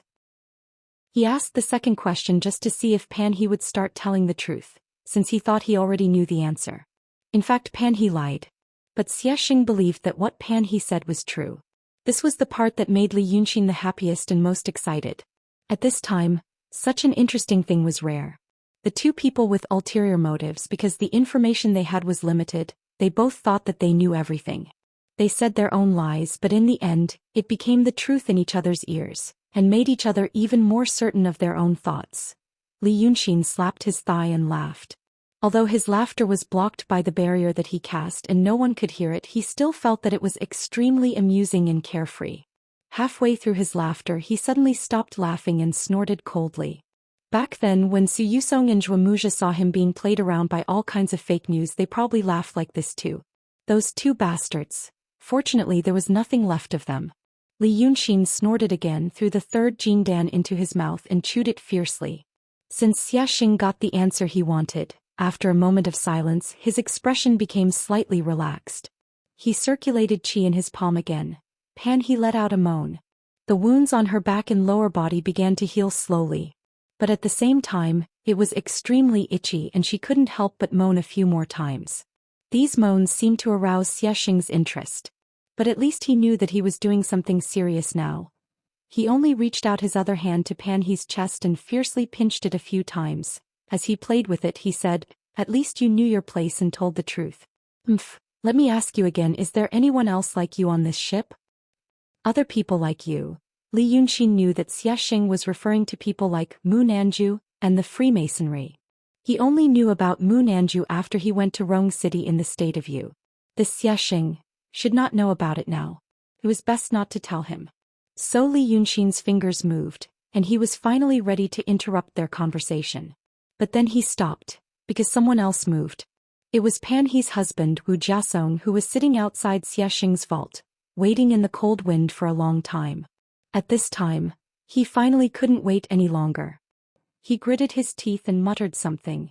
He suddenly stood up, turned around and was about to smash the door. But when his aggressive hand was about to touch the door, he stopped, as if he was hesitating. After hesitating for about 2 or 3 breaths, he fiercely stamped his feet. He lightly knocked a few times. In the room, Xiaxing's words were interrupted by the sound of knocking on the door. He was not in a hurry to ask. Instead, he sneered and put more force into his hand. "Your man has been waiting outside for a few hours. Do you want to call him in?" Chapter 613. Pan He was about to speak, but Xiaxing wasn't asking for her opinion. She didn't know what he was thinking. He suddenly exerted force in his palm and dissolved half of the elemental brew pill in her mouth. The wounds on Pan He's body healed quickly. It only took 2 or 3 breaths. The scabs on the surface of her body fell off. She returned to her fair, delicate and fragrant appearance a few hours ago. Seeing her like this, Xiaxing laughed repeatedly. He waved his hand to undo the restriction in the cabin and said in a low voice, "Who is it?" Wu Jiasong had been knocking outside the cabin for a while. Now that he finally heard someone's voice, he was stunned. When Xiaxing shouted "Speak" again, he hurriedly said, My Taoist priest's room is." Xiaxing looked at Pan He. This woman had recovered her strength. Hearing their conversation, she was about to pick up her clothes on the ground. However, her pair of jade rabbits were in Xiaxing's hands, so she didn't dare to get up and walk away. She only tried to move a little, but Xiaxing pulled her into his arms and pinched her with his fingers. He squinted his eyes evilly and waved his hand again. The cabin door opened silently. "Your wife?" He squinted at Wu Jiasong, who was standing at the cabin door with his hands still in the air. "Your wife is not bad. What's the matter?" This ugly and lewd scene unfolded in front of Wu Jiasong. His wife was naked and in Taoist priest Ye's arms. Her hair was messy and her skin was flushed. Even the bed was half collapsed. There was still a certain smell in the room. How could he not know what had happened in the past few hours? Pan He wanted to lower her head and turn around. However, she couldn't move because of Xiaxing's hand. Wu Jiasong could only see her clearly. He raised his head and put on a calm expression. "What are you doing here? Go back." Wu Jiasong stared at the two of them and his expression froze. He seemed to have turned into a puppet. He could only move after 2 or 3 breaths. At first he seemed to listen to Pan He and subconsciously took a step back. But then he stopped, widened his eyes and pointed at Xiaxing. His lips trembled. "You," Xiaxing tilted his head. "That was right. It was your wife who delivered herself to our doorstep. Why do you want to play too?" Hearing this, Wu Jiasong still said, You. After saying these 3 words, he spat out a mouthful of blood. Pan He opened her mouth as if she wanted to scream, but she swallowed it back. Xiaxing snorted in disappointment. He raised his hand and pinched Pan He's face, taking out the origin brew pill that had already become smaller. He pushed her away and said with a frown, "Don't be an eyesore here. Get him out of here." Pan He was startled. She hurriedly picked up her clothes from the ground, put them on, tied them up and ran to help Wu Jiasong up. Xiaxing said coldly, "Come back tonight." Li Yunxin watched all of this from the sky. When he saw this, he let out a soft, eh. Because when Xiaxing toyed with Pan He and now humiliated Wu Jiasong, he could understand and experience a little. However, he had never experienced Wu Jiasong's emotional state before. It was hard for him to imagine what kind of feeling it was. To him, this was a novelty. He frowned and pondered for a while, then shook his head. He thought about it. Although it was a novelty to him, it shouldn't be comfortable. It was better for him not to try it. But because he couldn't experience empathy more deeply, he didn't have too much sympathy for Wu Jiasong's experience. Instead, he understood Xiaxing better. This person was also a pervert. He had seen too many perverts in this world. First of all, he himself was one. Those demons and cultivators, from a human's point of view, were all perverts. His situation didn't need to be mentioned.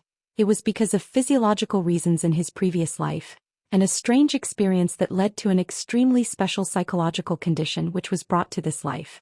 Although he had already begun to strive to be a normal person in this life, there was still a long way to go to reach his goal. Otherwise, which normal person would be watching here in high spirits? Those demons and cultivators, due to their own reasons, all had incomplete emotions and were similarly strange. And this Xiaxing, when Li Yunxin first saw him, he felt that this person was also quite enigmatic. Calm, steady, smart and scheming. According to this evaluation, he really shouldn't have let Pan He into the house tonight. Even if he entered the house, he shouldn't have let Pan He into his bed. Impulsive lust would cause people to let down their guard and they might accidentally reveal key information. But this guy was different. Not only did he have a big fight, but he also seemed to have a very heavy taste. This made Li Yunxin puzzled.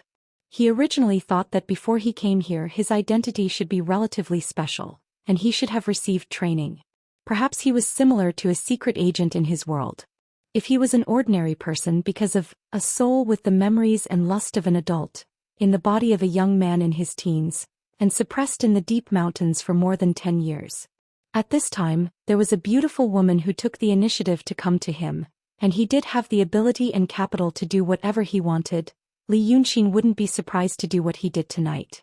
But in a situation where he seemed to have received training, and knew that the environment around him is not very peaceful, it was really too unprofessional to first vent his lust before asking. No powerful character that Li Yunqin knew would do such a thing. There were probably two possibilities for this situation. One possibility was that this person himself had such a personality defect. But Li Yunqin knew that his body seemed to carry important information, and it was fixed to be projected here from another world. It was not a wise choice to use a carrier with such a terrible defect to carry important information. The mastermind behind the scenes who had the ability to achieve such a goal shouldn't be stupid enough to make such a mistake. The other possibility was that he seemed to have never seen a woman before. Or it could be said that the place he came from had very few opportunities to contact women, and his lust was also strongly restrained. On this point, Li Yunqin could see some clues from his first 2 rounds. Because his new body couldn't adapt well to strong stimulation, it was normal for him to be a quick shooter twice. But his jerky movements at the beginning were not normal. He seemed to have, indeed, had no such experience. So he covered it up with an attitude of arrogance and indifference, and with Pan He's flattery and intentional guidance he quickly got into the mood. Then like a child who got a new toy he couldn't stop playing. These thoughts flashed through his mind in the blink of an eye. At this moment he remembered many things from the past, some things that he didn't find strange in the past, but now compared with Xiaxing's situation he finally found some clues. Li Chunfeng and Shangguanyu sometimes talked about women. In the past he felt that he was pretending to be a child and neither of them could tell. Now he knew that both sides were acting. He was pretending to be a child and the two were pretending to be his parents. They were observing in the dark. Sometimes, they would inadvertently talk about things between men and women. It wasn't any hardcore content. It was just some questions about love.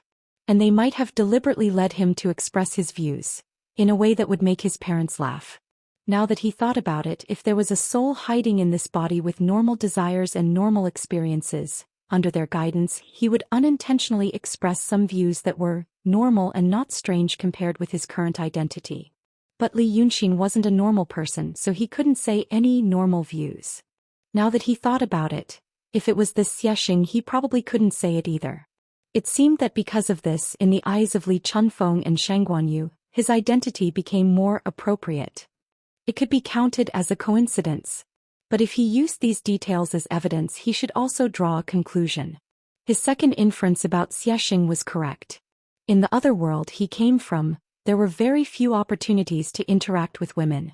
He used the idea of that world. Because he had always been faintly aware, and tonight because of Xiaxing he finally confirmed one thing. The world that Xiaxing and the elders used to belong to, it wasn't the world that he was familiar with, the world that he came from. As a result he found the answers to many questions that had puzzled him before. Bai Yanjun once took him to a space of nothingness and said some strange things to him. He meant that if Li Yunqin was the person they were looking for he should be able to understand what he said. But he couldn't understand, he could only perfunctorily bluff his way through. That was the first time he suspected that there was another real crown prince. Then he went to Cloud Mountain and asked Grandpa D 2 questions. But Grandpa D immediately lost interest in him and saw through his identity. Li Yunqin thought he was a smart person. He wouldn't be so stupid as to carefully prepare 2 questions, but the more he asked the worse it would get.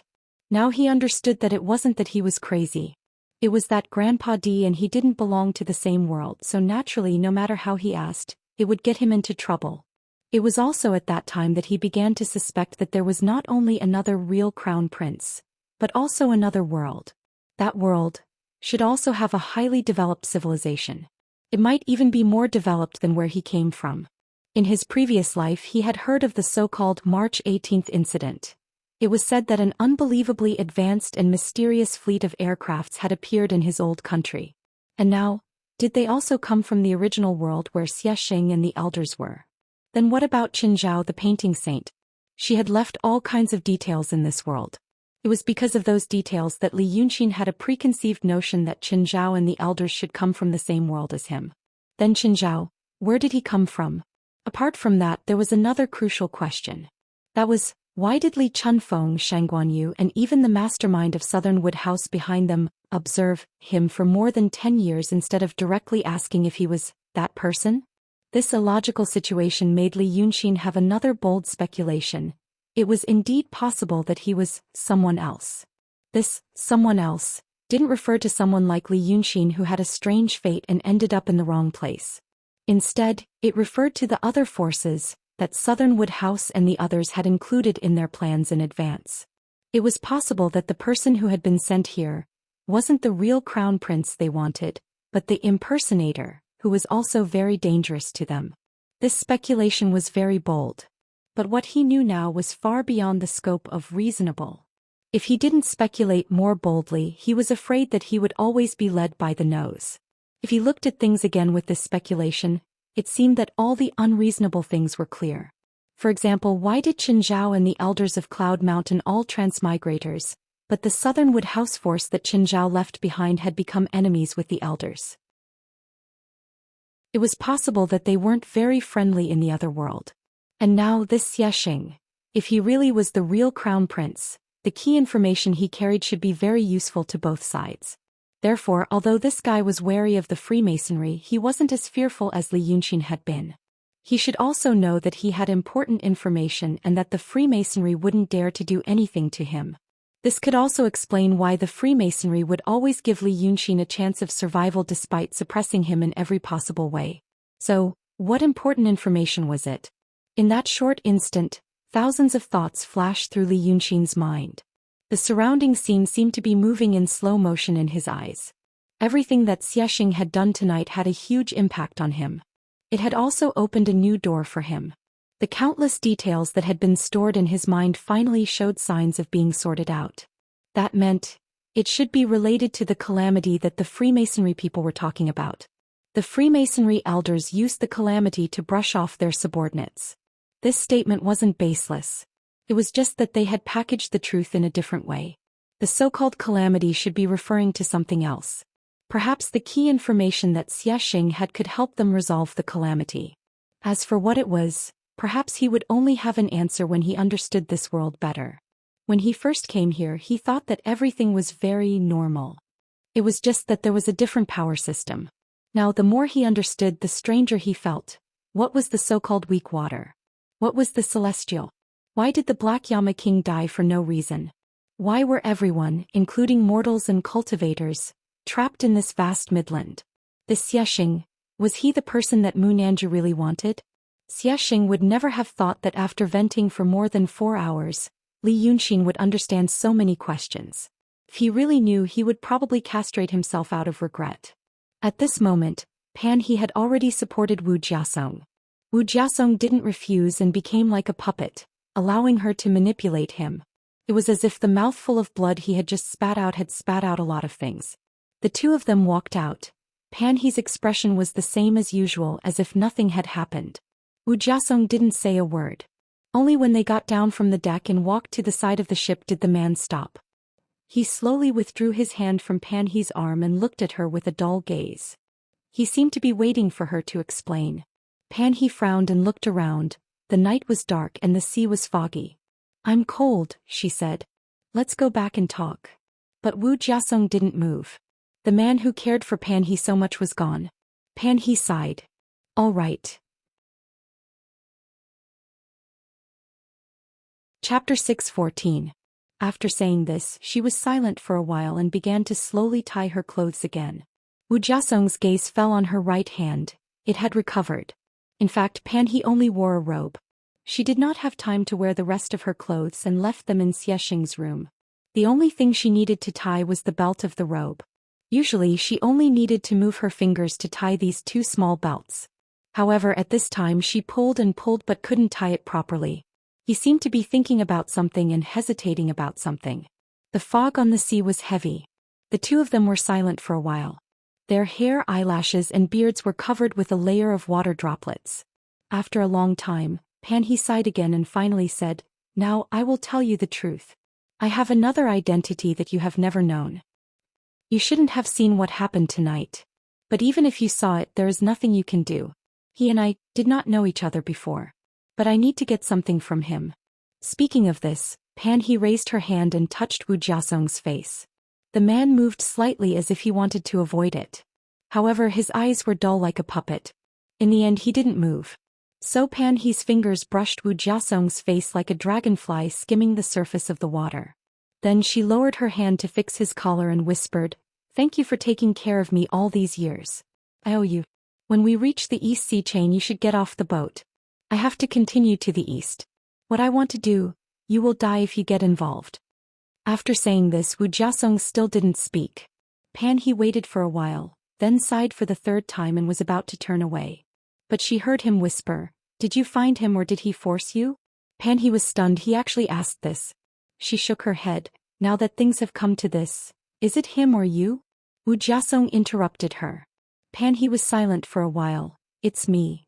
So Wu Jiasong's face slowly became lively as if the frost was thawing. He took a step back as if he wanted to see Pan He's whole body. "Why don't I know? Of course I know you have another identity. I know you have martial arts skills. When I bought you, you didn't explain your background clearly. I thought you were a Jianghu heroine." At this point she smiled sadly. "It's my fault for reading too many romance novels. I even thought of stories for you." He thought to himself, "Perhaps you're a hero who offended your enemies and wanted to live in seclusion. Then you came to me. Since I like this story I never asked you. I just thought that I have a lot of friends. If you have a calamity I can also resolve it for you." As he said this in a low voice, his brows slowly furrowed. "Why didn't I think about it? How could there be a heroine in a legendary novel?" A woman walking in the pugilistic world, showing her face in public, mingling with a group of bandits, robbers and people who fight fiercely and bravely. What kind of thing can she be? There are so many heroines like you. Those who didn't produce anything and didn't make any money, put it nicely, were wandering the Jianghu, but in fact as long as they covered their faces, they were bandits who robbed others. There was no more money to rob. Once she opened her legs she would become a prostitute. If she didn't do well she would marry a bandit or go to a remote place to be a foreign woman. If she did well she would have some reputation and become a heroine, but it's just, those girls in the brothel use their talent and beauty as a gimmick. You guys use your heroism as a gimmick. Marry someone like me, Jiasong. Enough. Enough. When Wu Jiasong said these words his tone became more and more rapid and his voice became louder and louder. But Pan He was very calm. Seeing his face turned red again she interrupted him, "I've been with you for so many years. You know I don't have time to do those things. Don't be angry. You just vomited blood. You're not in good health." Wu Jiasong suddenly shouted loudly, "I don't need your hypocrisy." His cry was heard by all the sailors on night watch. So they came over to see. Lu Baishui couldn't hide in the shadow and pretend nothing had happened. Therefore Li Yunxin saw him jump down from the second floor with a beautiful movement. He pretended that he had just walked over, stuck his head out from afar and shouted in a low voice, "Who's there? What's going on?" While talking he walked over slowly. Li Yunxin felt that Lu Baishui didn't really want to get involved, so he was dawdling. This guy was really smart. He knew where the water was deep and where the water was shallow. His name had the word water in it. A famous person once said, "A small temple is full of demons and a shallow water is full of turtles." Now he felt that this sentence was very true. There were only 200 people but they had a lot of power. He regretted making this trip at this time. Wu Jiasong sneered, looked at Pan He and said loudly, "Good. Someone is coming." Then he looked at Lu Baishui. "What's going on? You want to know what's going on? Okay, let me tell you." His voice became louder and louder. At this moment Xianxia was still in the cabin. He closed the door, sat cross-legged on the side of the wooden bed that didn't collapse, and continued to cultivate as if nothing had happened. This guy must have entered the sage mode to vent his anger. It was a good time to suppress his inner demons and break through the realm. This method was the same as those cultivators who went on a killing spree in the mortal world, passed a fake tribulation and then continued to cultivate. Li Yunxin sighed. He thought that almost all the bad guys in the world learned without a teacher when they did bad things. Only good people would work hard to learn. He had learned from Li Chunfeng and Shang Guanyu for more than 10 years. He could be considered a good person. But when Wu Jiasong shouted like that, Pan He looked at him pleadingly and whispered, "Jiasong, don't." Wu Jiasong also stared at her. His eyes were full of anger. But, looking at her he didn't know why, but he suddenly felt that the anger in his heart was gone. It was still burning and it didn't go out. But now that he was weak and powerless from the burning, He suddenly didn't want to say a single word. He stared at her for a while, then turned his head and said loudly, "Nothing. Nothing. Me." He bit his words. "Something is wrong with this woman. Nothing." Lu Baishui wanted him to say nothing. Hearing this, he coughed. "Ah, that's good. The wind is strong on the sea. Please go back to the cabin. Let's go back." So saying, he beckoned to the sailors on night watch who were walking over and walked away himself. But Li Yunxin could see clearly that Master Lu didn't really leave. He went to another place to hide from the wind and continued to listen. But the wind was strong and he was far away, so he didn't know if he could hear clearly. This guy was also a worrywart. Thus, the man and the woman returned to their own world. Wu Jiasong looked at Pan He and sneered, "You told me not to. You know this kind of thing is not to be said." Pan He shook her head. "Jiasong." Wu Jiasong continued to sneer, "Since you know shame, you still dare to do it. All these years you..." Pan He interrupted him. "Jiasong, I don't want to kill you." "You don't want to?" Wu Jiasong was stunned. "What?" Pan He shook her head gently. She wrapped her robe and squinted at the fog on the sea. "You don't know who I am.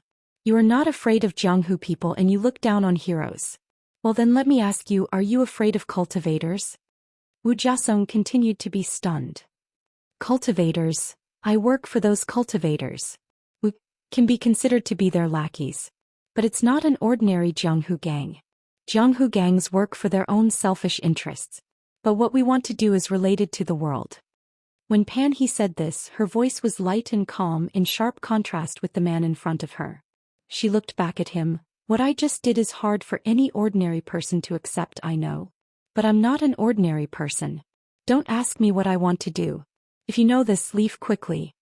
Her calm tone and solemn words finally made Wu Jiasong slowly calm down. There was still terrible anger, resentment, and grievance in his heart. However, he was not an impulsive teenager and he had some understanding of Pan He. Therefore he knew what she said might be true. He stared at her in confusion. What are you talking about? I don't understand. I don't understand." He raised his hand and pointed to the distance as if he was pointing to their home on land and asked her, "Am I not good to you? Do we lack money? Why do you still want to do these things?" Pan He finally smiled sadly. "You are good to me. We don't lack money. But before you bought me, I was already doing these things. If I could choose, how would I end up like this?" Wu Jiasong was stunned. Then he suddenly took 2 steps forward and held Pan He in his arms. In a low and quick voice, as if he was afraid that someone would hear, he said, "That's good. That's good. I forgive you. You can choose now and don't do those things anymore, okay? Let's get off the ship when we reach the East Sea chain, okay?" Pan He did not break free. Her face was pressed against Wu Jiasong's chest, but she was still very calm. Her voice was also very calm, very cold. "Jiasong, you can't choose. Go." His body froze. The two of them hugged like this in the sea breeze for a while and Pan He slowly broke free. Wu Jiasong was stunned.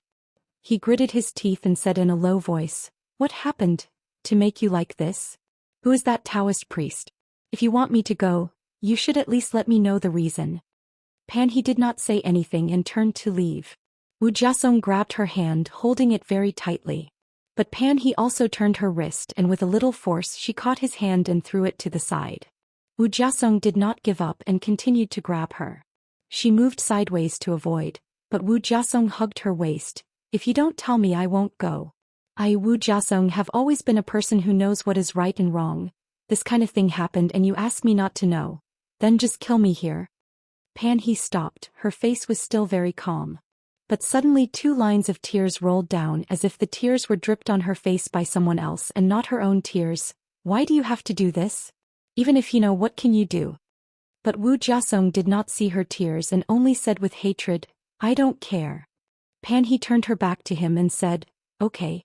Then I will tell you so that you can leave clearly. I am a member of the Freemasons. I am the person in charge of the Eastern Sea country of the Freemasons. That Dao Xia has a great secret and even more frightening ability.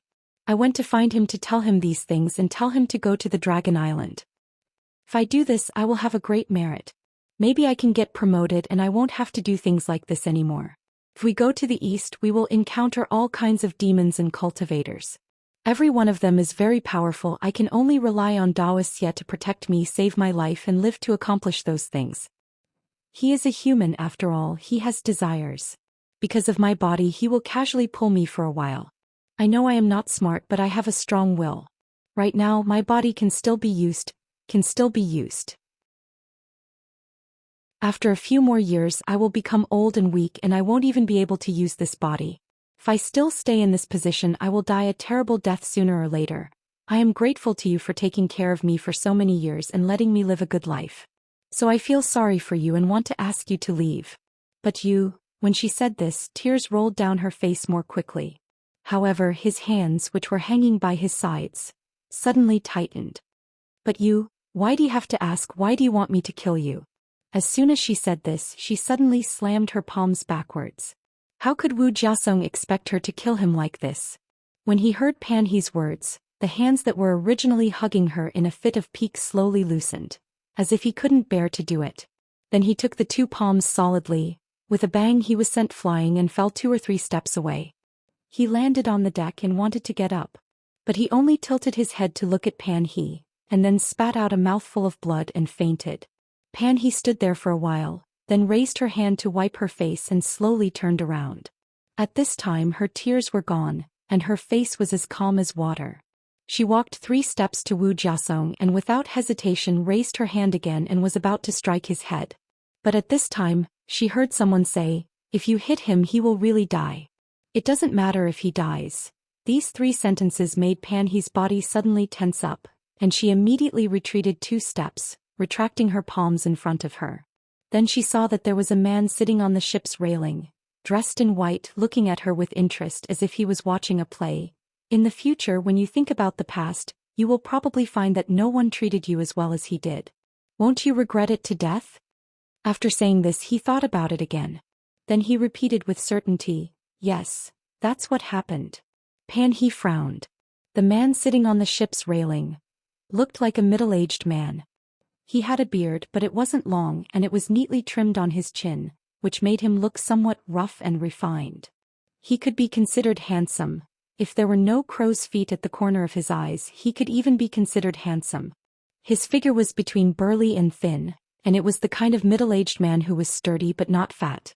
The most special thing about him was his eyes. The color of his pupils was very light. It was light blue. There was a strange feeling. Pan He had never seen this person on the ship. Chapter 6:15. She subconsciously turned her head to look at the ship's deck.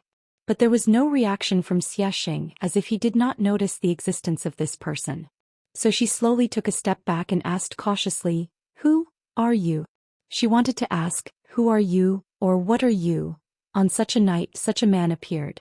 He looked like a typical person from the Central Plains, but he had blue eyes. He was obviously not a human. Pan He faintly felt that she had experienced the power of an inhuman. But just like the thought that flashed in her mind when she saw Xianxia, she still could not remember when she had that kind of experience. But the man did not answer her. He just shook his head slightly and continued with interest, "You are a strange woman. I saw you crying. On the one hand you are reluctant to let him go but on the other hand you want to kill him. Are all women in the world like you, saying one thing and doing another?" Pan He frowned, not knowing how to answer him. It was fine if he was a human. But if he was a demon, it was said that demons were eccentric. Like this man in front of her, he might be asking politely now but he might show his fangs the next moment. And from his words, it seemed that he had been hurt by a woman and had a grudge against her. I had no choice. She thought about it again and again but she could not find a way out, so she said in a low voice, "I will repay him by doing anything in my next life." Next life? Humph. The man snorted as if he did not care about her answer. "Only mortals like you believe in the next life." After saying this he finally jumped down from the side of the ship. And at this time, Pan He also noticed a detail. When he landed his left foot was a little lame and his brows were slightly wrinkled. It seemed that he was injured recently. As soon as he landed he looked behind Pan He. He said loudly, "Brother Lu, come out and meet me." At this time, Li Yunxin straightened his body in the clouds. There were only 3 golden beans left in his hand. He did not eat anymore, turned his palm over and withdrew it. After a slight hesitation he stood up again. So the chair under him disappeared. Then he stared at the new person for a while, frowning slightly. In his eyes this fellow was also immortal. This meant that he couldn't see through his cultivation level. Perhaps he was only slightly weaker than him or on par with him or stronger than him. The third possibility was extremely low. In terms of individual strength, the existence of Long Sun who was stronger than Shi Yi's mysterious realm could be considered to be as rare as phoenix feathers and qilin horns. He couldn't see the person's face clearly. In fact, if one were to look at him from 10 steps away, they would only be able to see a translucent, faintly glowing silhouette just like Li Yunxin. This was some kind of brilliant invisibility technique that could hide one's spirit, energy and spirit. However, Li Yunxin could sense the changes in the spiritual energy in the sea. Although the qi of heaven and earth was in chaos now, a powerful person would still cause slight disturbances when he or she passed by. It was hard to tell by himself, but now he had too many treasures in his hands. With the help of a Dharma treasure he could see everything clearly. Just like when he saw the Lord Shinryu in the painting on his fan, he could see it now. This person's qi was inextricably linked with the qi of heaven and earth, very similar to the appearance of the Lord Shinryu in the city of Wei. At that time when the city of Wei was burned he had already taken over. The Lord Shinryu came from the sky, and on his fan, there was a painting drawn with the power of millions of spirits, faithfully projecting the mountains and rivers near the city of Wei into the painting. The real qi of heaven and earth could only be seen from the painting and some other things could be seen. From this he found that the Lord Shinryu had a golden core. Countless rays of golden light spread out from the core in all directions, almost forming a close connection with the mountains, rivers and plants in the painting. It seems to have fused with nature and the spiritual qi of this world. It was an inseparable part of the background of this world. The scene at that time gave Li Yunxin a great shock. From what he knew, it seemed that if he wanted to destroy the Lord Shinryu he had to destroy the world first. He was bound to the world. After that he naturally went to see the Dragon Son and also himself. He wanted to see if the Dragon Son who was assigned to various places by the Lord Shinryu had a similar performance, but it didn't exist. He used to think that this kind of situation only appeared on the Supreme Dragon God, but now, he found that this uninvited guest also had it on him. In Li Yunxin's eyes he was just a silhouette. But if he looked carefully at the Dharma treasure in his hand, he would see that there were countless extremely thin, extremely faint rays of light, connected with the sea and the world. The Dharma treasure was after all, not as detailed as the Dharma treasure that he drew himself. But he also knew. This person's situation was the same as the Lord Shinryu. He was the world and the world was him. Then he should be. Li Yunxin's face turned ugly. When he was on land, Liu Baishui told him about the rumors along the coast. He said that the Dragon King inland were all inferior Dragon King and the Dragon King of the sea. The ocean was more than 10 times larger than the inland, and the number of living creatures in the ocean was more than 1,000,000 times larger than the inland, was the true Dragon King. At that time, Li Yunxin only smiled. After the Battle of Cloud Mountain, the demons of the world followed Dragon Sun's lead. When did they hear about the Dragon King of the sea? Even if the demons lived deep in the mountains and were ignorant, and the people and demons of this era had no interest in the sea. But these Dragon Sun were created from the dragon soul of the Shinryu. There were already 9 of them, how could there be another 9? But now he saw that this person was similar to the Shinryu. This is the East Sea Dragon King that Liu Baishui mentioned. How? He had already been a fake crown prince. If he found out that the dragon body that he had worked so hard to get was actually a fake Dragon King, he would probably explode. At this time he heard this uninvited guest call out to Liu Baishui. When Liu Baishui hid himself he could only hide from Pan He and Xiaxing. Now that this person appeared on the ship he could see through him at a glance. From his tone, it seemed that he was familiar with Liu Baishui. Li Yunxin frowned and looked at Liu Baishui's figure on the ship, his face slightly dark. When that person spoke only Pan He, Liu Baishui and Wu Jiasong could hear him, and the rest of the people on the ship were isolated. Now that he was standing on the cloud he could only see. This person seemed to be equally powerful. Li Yunxin didn't know if this person knew who he was, but he didn't want to expose himself. But Liu Baishui knew. Previously when Xiaxing asked him he didn't say anything. Now from the tone of this person, it seemed that they were old acquaintances. Li Yunqing didn't know if this person would say anything this time. So his eyes became colder and he saw Lu Baishui come out of his hiding place. Chapter 6:16. But Lu Baishui's expression was a bit strange. As if he recognized this person but didn't expect to see him here. Thus he was somewhat puzzled and his footsteps were slightly hesitant. Seeing him like this, the man laughed again. "Brother Lu, don't you recognize me?" Lu Baishui frowned and walked another 10 steps. When he could see the man's face clearly, he said, "Mr. Shuiyue, why are you here?" This Mr. Shuiyue put his hands behind his back and sighed.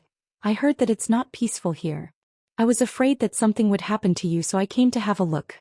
I didn't expect to see such a good show. Brother Lu, is there anyone on this ship that is giving you a hard time?" Lu Baishui walked forward a few steps and stopped. He didn't answer immediately. Instead he looked at this Mr. Shuiyue for a while and said, "When we met, you said you were a hermit from Hunxi. Because your ancestors were tired of the conflicts on the land, they hid in the East Sea. But now." Mr. Shuiyue was silent for a while and looked around. "Brother Lu, when I became friends with you I said that I didn't remember how long I had lived. You are a smart person, don't you know that I am not a human but a god? Why are you asking me this again today?" He smiled. "It seems that I came to the right place. Is it because someone on this ship is threatening you and you don't dare to tell the truth?" Lu Baishui glanced at the deck. Mr. Shuiyue smiled and shook his head. "Brother Lu, do you want to say it's him? I don't think so. It's just a young Taoist. There are many of them on the land. Such a person wouldn't give you a hard time. I think it's someone else." Then he said loudly, "Friends on the ship, why don't you come out and greet me? My friends are here, but you also have friends on my ship." Hearing this, Lu Baishui was surprised.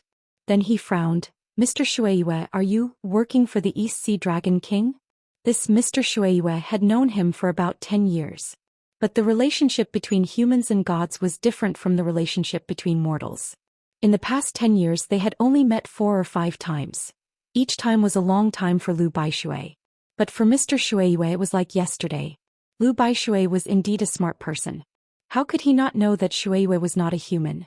But when he was dealing with the demons on land, he already knew that if a demon disguised as a mortal and came into contact with humans, it was best not to expose him.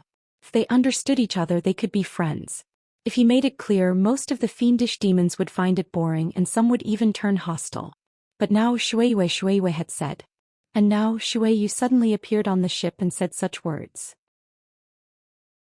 Thinking back to the things he had done when the two of them were acquainted. Although he was a mortal and did not know much about the inside story of Li Yunqing's trip, he gradually figured out the truth in his mind after hearing the words of goddess Penglai, who possessed Li Sea in Whitewater Town, and seeing a lot on the boat. Only now did she realize that when Shuiyue Mr. said, "You also have friends at my place," perhaps she was referring to that Shangguanyu. This inhuman friend of his was probably also a sea demon working for the Dragon King of the Eastern Sea. But disregarding all other factors, just one thing. If the person Shuiyue Mr. was referring to was really the mother of his equally mysterious brother Li, Lu Baishui himself did not like this kind of method. Maybe because he had never enjoyed the love of a father and a mother, he didn't like it. Therefore, when he said this, Shuiyue's pair of light blue eyes slightly brightened. The smile on her face also gradually faded.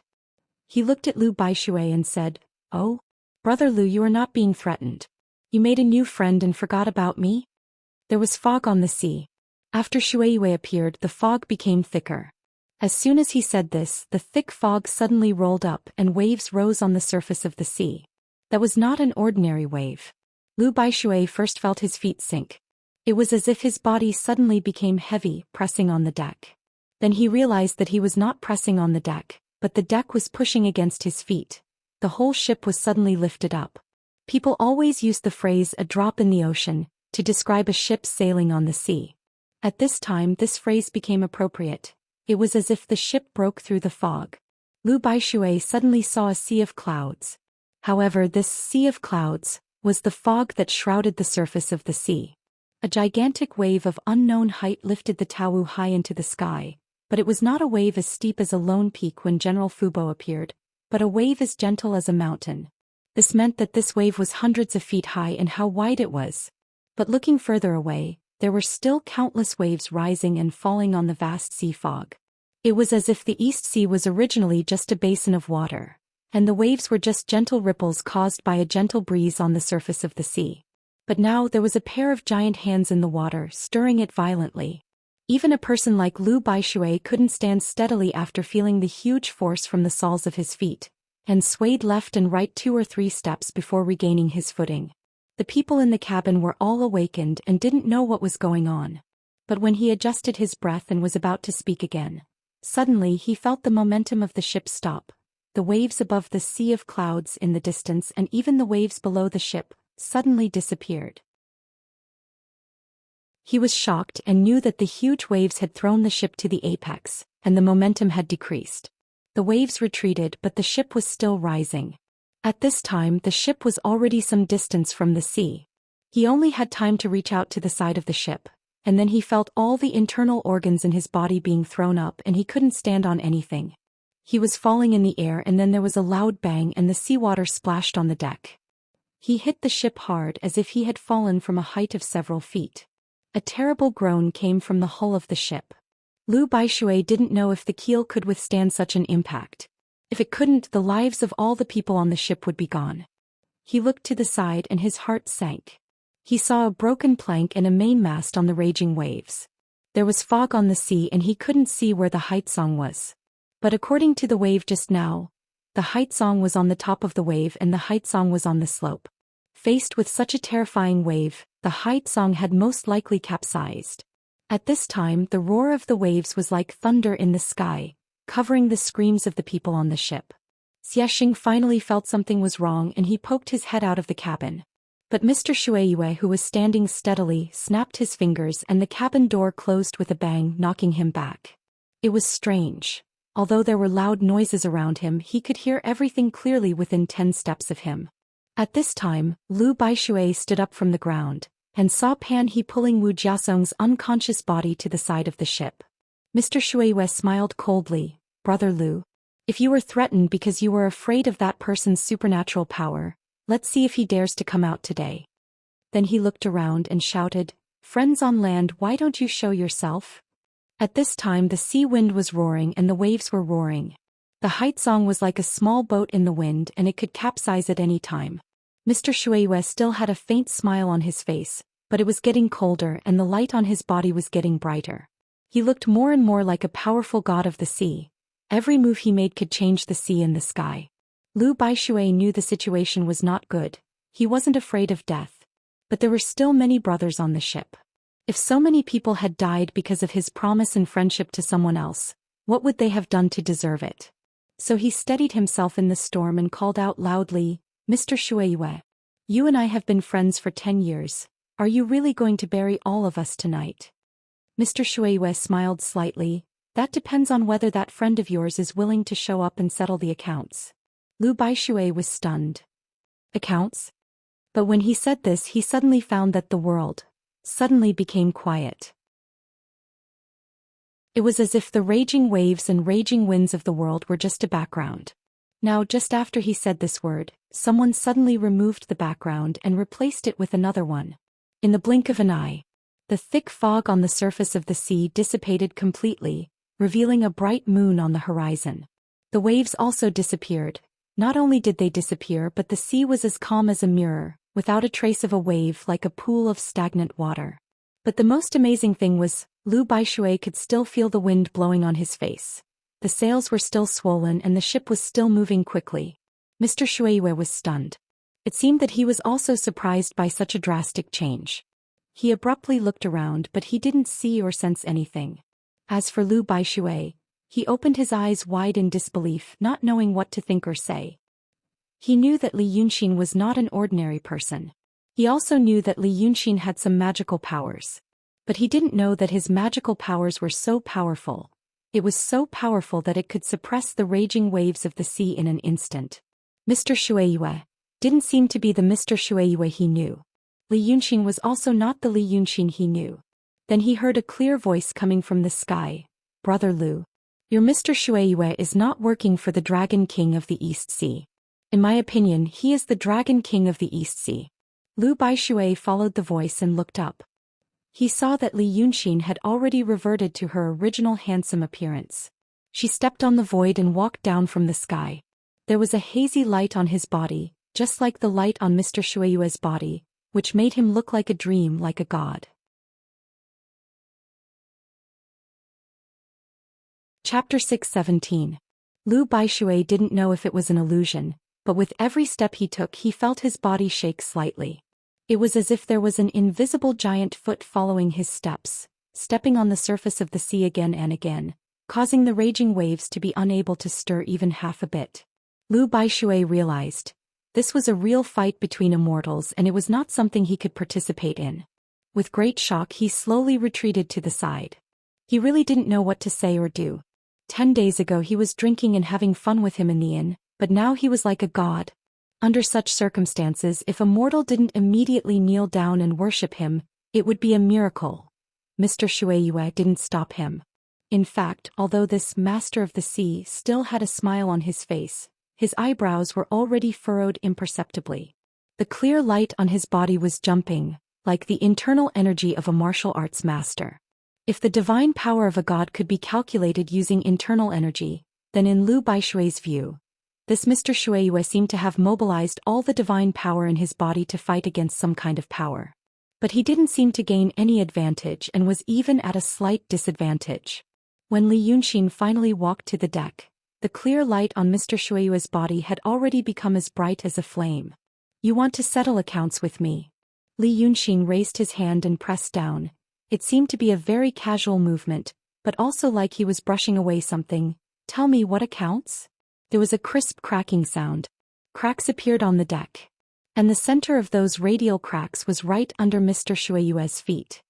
He stopped smiling and his expression became a little strange. But Lu Baishui couldn't tell what was strange. He only felt that his chest was stuffy. Before, when Mr. Shueyue was angry, he raised incredible waves on the surface of the sea, and the momentum was extremely terrifying. But now, those waves were calmed by Li Yunxin and became extremely quiet. And now this silence had reached a certain extreme. It was as if the entire sea was imprisoned and was getting tighter and tighter. The sea breeze stopped and the surface of the sea was like a mirror. Now even the air was horribly stuffy. Even with Lu Baishui's cultivation he had to use a bit of effort to open his mouth to breathe. What was even stranger was that in his ears, he began to hear the sound of his own blood flowing and his heartbeat. When he realized this he was shocked. He realized that there was no sound at all, other than the sound of Li Yunxin and Shueyu talking and the sound of the deck breaking. His voice was suppressed by some kind of power. What kind of terrifying and mystical power was this? Lu Baishui gasped. He started to think about the days he spent with Li Yunxin. What kind of person was he with? Mr. Shueyue also seemed to be straining. But he was still much better than Lu Baishui. He took a step forward. There were ripples on the surface of the sea and the air seemed to relax a little. But this step was like fanning the air in a closed room. After taking a breather for a while he suppressed it again and with a buzzing sound, the entire ship sank again. It was just that he had sunk because he had been thrown onto the waves. Now that he was sinking, it was like loose soil being compacted. The surface of the sea was pressed down. As a result, even more fine cracks appeared under his feet, and his expression became increasingly strange. Even his voice changed as if his entire body was suffocating in the water. "Your friend, these days he has swallowed the demon generals under my command, the whale sharks of the sea. It wasn't easy for him to attain the Tao, but he killed nearly 100 of them. Today he fought with me but he was so stubborn. He even dared to hurt me. Now he has been captured and imprisoned by me. How do you want to settle this debt with the East Sea tribe?"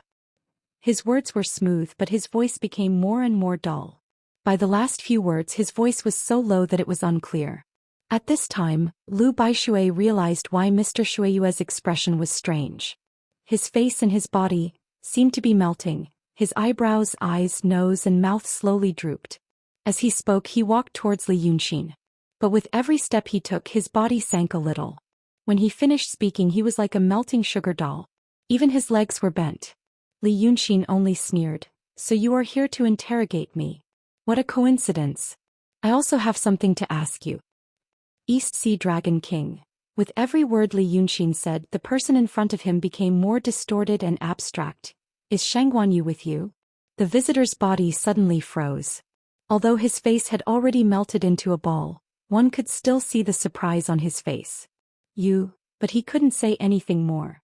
His body finally couldn't bear the terrible pressure, and with a boom he turned into countless flowing lights. Those flowing lights should have dissipated, but at the moment of disintegration, an iron chain suddenly appeared in Li Yunxin's palm. He swung it at the flowing lights and locked them all. Lu Baishui was shocked. "Brother Li." Li Yunxin didn't look at him. He turned his left hand again and took out a piece of magic paper. He wiped it on the iron chain. It seemed that all the light spots on the chain were wiped into the paper. Then he glanced at Lu Baishui and said lazily, "Brother Lu, are you worried?" "Don't worry. It's just the incarnation of the East Sea Dragon King. It's just that he probably didn't expect that his incarnation wouldn't be able to leave after coming here. He must be beating his chest and stamping his feet in Mount Penglai, and is so angry that he wants to beat someone up." Saying this, he squinted at Lu Baishui. "Maybe he also hates you. I guess you can't be friends anymore." "Ah." He shook his head and sighed. "What a fragile friendship." Lu Baishui was stunned. "I didn't mean." Li Yunxin waved his hand and drawled, "Well, Brother Lu, I am not a narrow-minded person. If you can't be friends with him, you can be friends with me. You and I are friends. Tell me about it. How did you get to know this Mr. Shueiyue? What does he ask you to do?" Lu Baishui was stunned. Only then did he realize that the sea had started to ripple again. The sound of the wind could be heard and his breathing was no longer suppressed. But after hearing Li Yunxin's words, he felt more depressed. He looked at Li Yunxin for a while without fear and then slowly stepped back. "Brother Li, are you going to interrogate me?" Li Yunxin laughed. "Interrogate? Brother Lu, your friend from the East Sea sank the Haitsong. He almost fed you guys to the fish. But I turned the tide, and saved you guys. Now I am interrogating the person who wanted to kill you 2 ships. How can it be called an interrogation? Or Brother Lu has some secrets that you can't tell me?" After saying this, the smile on Li Yunxin's face disappeared. He looked at Lu Baishui coldly for a while. But Lu Baishui heaved a sigh and looked at him seriously. "I only knew he was Mr. Shueiyue. I didn't know he was the Dragon King of the East Sea. And I didn't know Ling Xi was with him. Just like you were Lu Hao Baishui before." Li Yunxin sneered. "Not the Sea King Lu Fei? Brother Li used to be a Jianghu hero, but then you became a cultivator. And then you became a godlike figure today." Lu Baishui sighed. "Are we still going to bicker like this? Okay. No bickering. Then tell me, how many things are you hiding from me?" Li Yunxin sneered. He waved his hand and a table suddenly appeared in front of him. He spread the magic paper on the table and a magic brush appeared in his hand. "Now the sky is clear and the moon is bright. Brother Lu, take your time and I will listen to you. Then I will finish this painting. It will be a wonderful thing." Lu Baishui's eyes subconsciously fell on the table in front of Li Yunxin. After seeing the miraculous scene just now, he was not too surprised to see Li Yunxin make a table out of thin air. But when he looked at the paper again, he couldn't help but be surprised. There was a painting on the paper. The painting was simple. It was the sea. It was drawn in a way that Lu Baishui had never seen before. It seemed to be just a few strokes with a brush dipped in color. But when Lu Baishui looked at it, he felt that the paper was full of raging waves. It was even more frightening than when the towel was thrown into the sky by a huge wave. It was as if the vast sea that they lived in was really sealed in the paper by a few strokes, and it would violently overflow at any time. Seeing the black light and raging waves with their own eyes didn't make people afraid. That was because even the terrifying waves were still within reason, just more violent and intense. But the scene now was something that no mortal had ever experienced, not to mention mortals. Even in the cultivation world in the past 1,000 years. Also, no one would ever witness a profound realm Taoist painting a spirit map that seemed to be able to seal the qi of the entire world into it. If someone who knew a little about this, such as Xianxia, saw what Li Yunxin did, he would be 10,000 times more surprised than Lu Baishui. In the past, when the qi of the world was not chaotic, it was extremely difficult to draw such a vast world into a painting. Even a profound painting Taoist in the mysterious realm might not be able to do it. Not to mention that the qi of the world had been messed up by Li Yunxin today. How could he do it? Of course, Lu Baishui didn't know any of this. But it didn't stop this hero of the sea who didn't show any fear even when the two big monsters were fighting. He gasped and took 3 steps back before he could stabilize himself. It was just that he glanced at it. He felt as if an endless amount of seawater was pressing down on him, and he was at the bottom of the sea thousands of meters, tens of thousands of meters deep. It was dark and gloomy, and he could be trapped there forever at any time, unable to escape. He gasped for breath. It was as if he had survived a disaster, just because of that glance. Seeing him like this, Li Yunxin smiled slightly. Humph. Brother Lu, it's rare for you to have a firm mind. It's lucky that mortals dare to look at my spiritual map and don't think that they are stupid.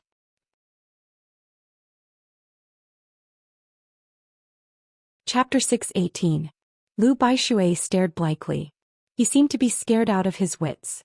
He had never seen anything like this even though he had traveled all over the world. He couldn't care less about what Li Yunxin had said. He gasped and asked, "What is this?" While asking, he couldn't help but look at it.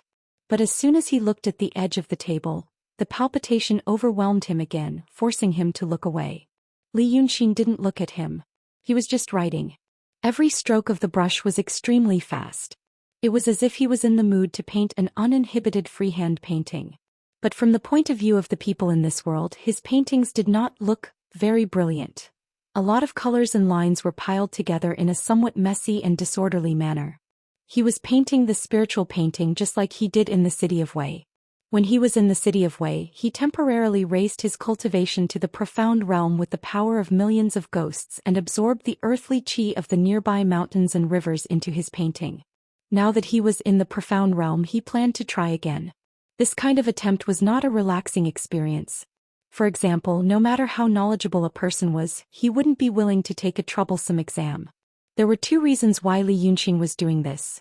First, he found that the Dragon King of the East Sea seemed to have a close connection with this world. When one reached the profound realm in painting, he could also seal the spiritual chi of heaven and earth into his painting, forming a mysterious relationship with the real world. For example, there were waves in his painting now. Then even if he was thousands of miles away, as long as he touched the spiritual chi in the painting, he could really raise earth-shaking waves on this vast ocean.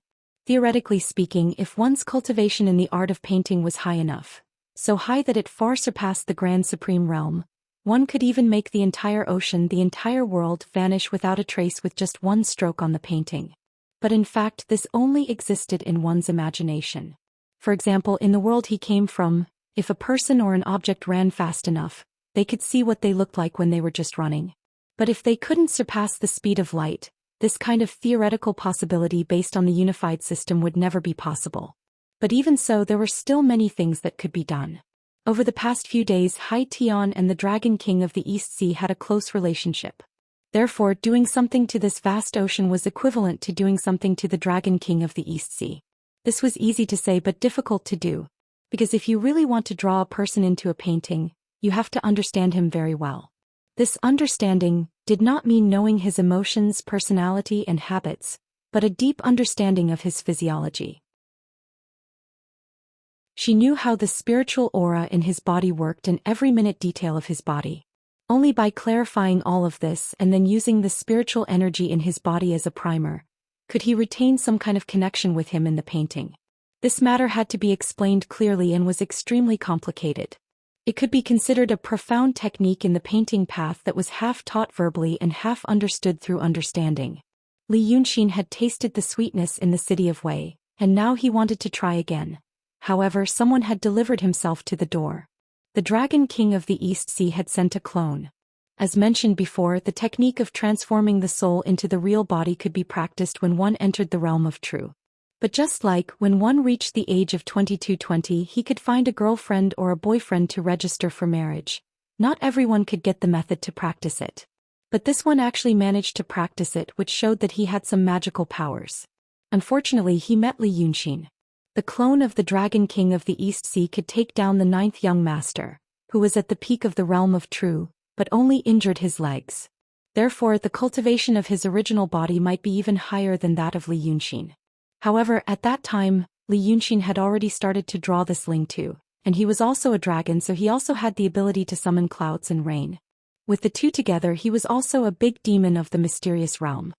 He easily killed the clone of the Dragon King of the East Sea, and did not let him gain any advantage. If the clone was killed by an ordinary cultivator or demon, it would not be a big deal for the Dragon King of the East Sea. His original body had a close connection with this vast ocean.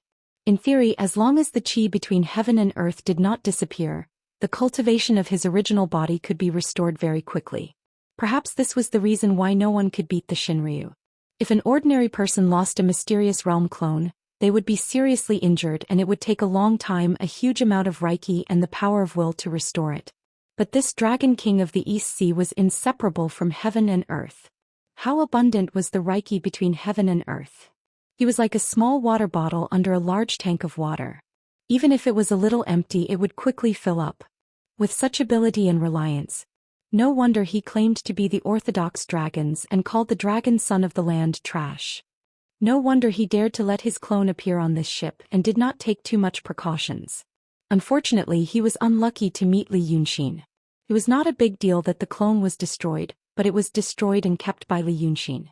He kept the clone of the Dragon King and printed it on the scroll. Thus, his doppelganger became a primer, and also the eye of the array of this scroll. The Dragon King of the East Sea in the distant Penglai Island and the qi between the sea and the sky were all pulled into Li Yunxin's painting because of such a primer. Sealing this clone was like sealing the anthropomorphic East Sea.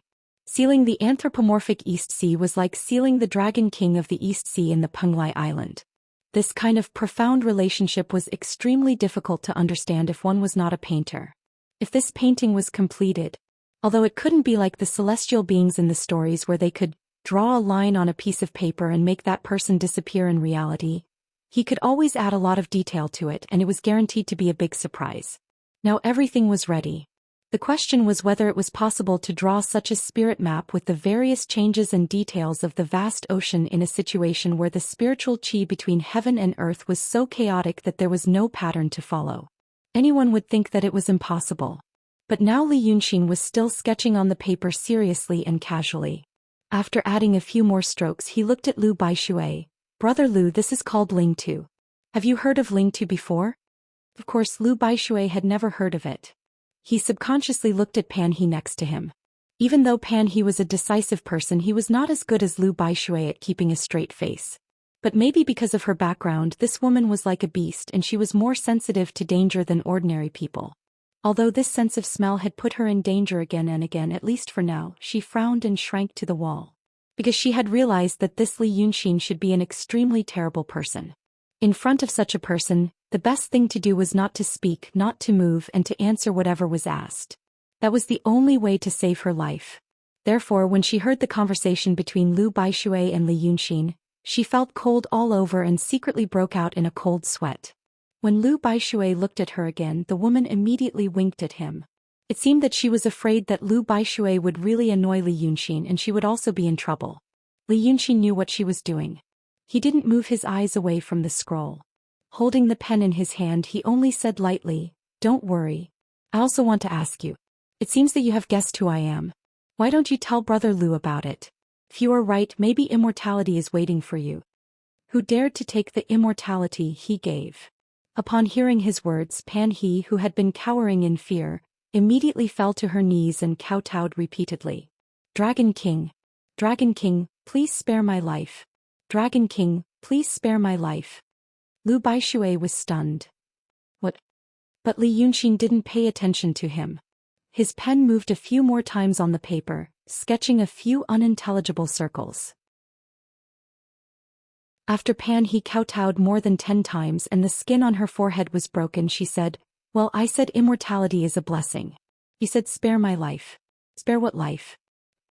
We all know what the Dragon King did in the city of Wei. Pan He was dizzy from kowtowing, so she took a rest while answering. The Dragon King also said to someone in the city of Wei. Li Yunxin finally glanced at her. "You also know this? It seems that you have done a thorough investigation. You're really annoying." It was only after he said this that he truly looked at Pan He and stopped writing. It seemed that he was going to ask this question seriously, or that he had encountered a bottleneck in his painting. "A few nights ago you came to my cabin to find me." He looked at Pan He and said expressionlessly, "When you saw me, you told me that you were in charge of the Donghai Kingdom of the Freemasonry. After a few words you wanted to kill me. Tonight you went to that guy's room and took off your clothes.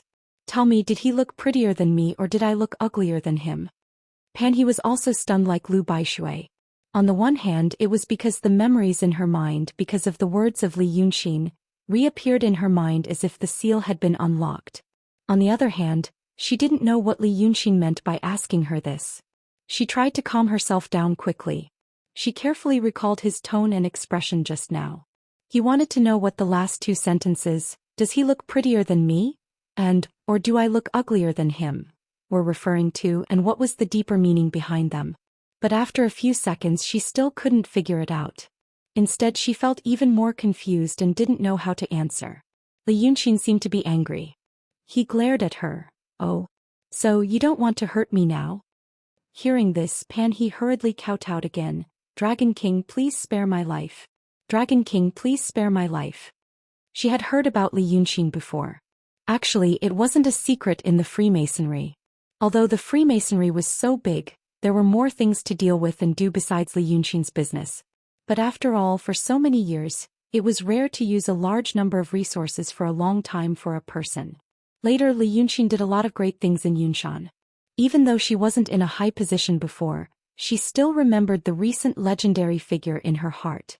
Based on the information she knew, the image of Wei River Dragon King Li Yunxin could be roughly described as moody, scheming, and decisive. She also knew that almost everywhere he went was turned into scorched earth, and very few people were spared. He was in the city of Wei. Several months later, the city of Wei was burned down. Later he went to Rong City. Soon Rong City was also occupied by the rebel army. Then he went to Pit Mountain. The lair of a mysterious realm monster for many years was blown up in the middle. Then he went to Dongting where he used to live. It was also poisoned by poisonous water. So far there were few people within a radius of dozens of miles. Then he stayed in the wild forest for some days. Now it should be called the former wild forest. Finally he went to Yunshan. Everyone knew what happened to Yunshan. This guy was shrouded in a terrible aura of destruction. Those who met him were all unlucky. Now Pan He was right under his nose and they were on the same boat. She could almost predict the fate of this boat. Hearing two questions from such a person, how was she supposed to answer? At this time Lu Baishui finally frowned. Brother Li, Dragon King? Li Yunxin looked at him and grinned. I'm not a human. I'm a monster. Not only a monster but also... Speaking up to this point his body suddenly expanded and he revealed his fiend god body. When he was still in the true realm, his godly devil body had slight changes because of the improvement of his realm. For example, the top of the original Xian scales had small golden thorns. The pair of blood-red coral antlers also seemed to be formed from many overlapping sharp light swords. Now he was in the mysterious realm and the changes of his godly devil body were also bigger. The golden light on the scales became brighter, and the light horns on his forehead became fewer and fewer, looking more and more like the two pairs of sharp blades on Shinryu's forehead. He retracted his godly devil body and said the last few words. The monster among the monsters, the Dragon King of the land. Brother Lu, now you know two Dragon Kings. Li Yunxin stared at him. Which one is the king of Shinryu? Lu Baishui's expression finally changed. He took 2 steps back, looked at Pan He and then looked at Li Yunxin. You are... After saying these words with a blank face, he suddenly stood still and frowned. So what you said before, which one is true and which one is false? Before Li Yunxin showed his godly devil body, his power was already quite terrifying. Just now, when he showed his real body, Pan He was even more frightened and she wanted to hide in a crack. Hearing Lu Baishui's words, she suddenly jumped up from the ground and shouted, Are you crazy? How dare you talk to him like this? He is the Dragon King, the Dragon King. After shouting these words, she reached out her hand to pull Lu Baishui to stop talking and kneel down with her. However, she had been tortured and frightened the whole night, so she was no match for Lu Baishui. Before her fingers could touch the Sea King's sleeve, Lu Baishui shook his shoulder and pushed her to the side. This time he used a lot of strength. Pan He felt her hands and feet were numb, and she didn't have the strength to stand up. She had been working hard on the ship these days, but in the end, everything was out of her control. It was okay if she lost to monsters and cultivators. Now she had lost to a mortal. It was as if anyone could defeat her. Everything she was proud of had turned into paper paste. Looking at Wu Jiasong lying on the ground, she didn't know if he was dead or alive, and suddenly felt sad. Finally, she burst into tears like a crazy person. Li Yunxin looked at her and snorted. Lu Baishui was stunned when he saw her like this. But after a short while he looked up to the sky and sighed, "Good, good, good. What a good land dragon king. Just standing here was enough to scare people to the point of insanity. If you want to listen, I will tell you."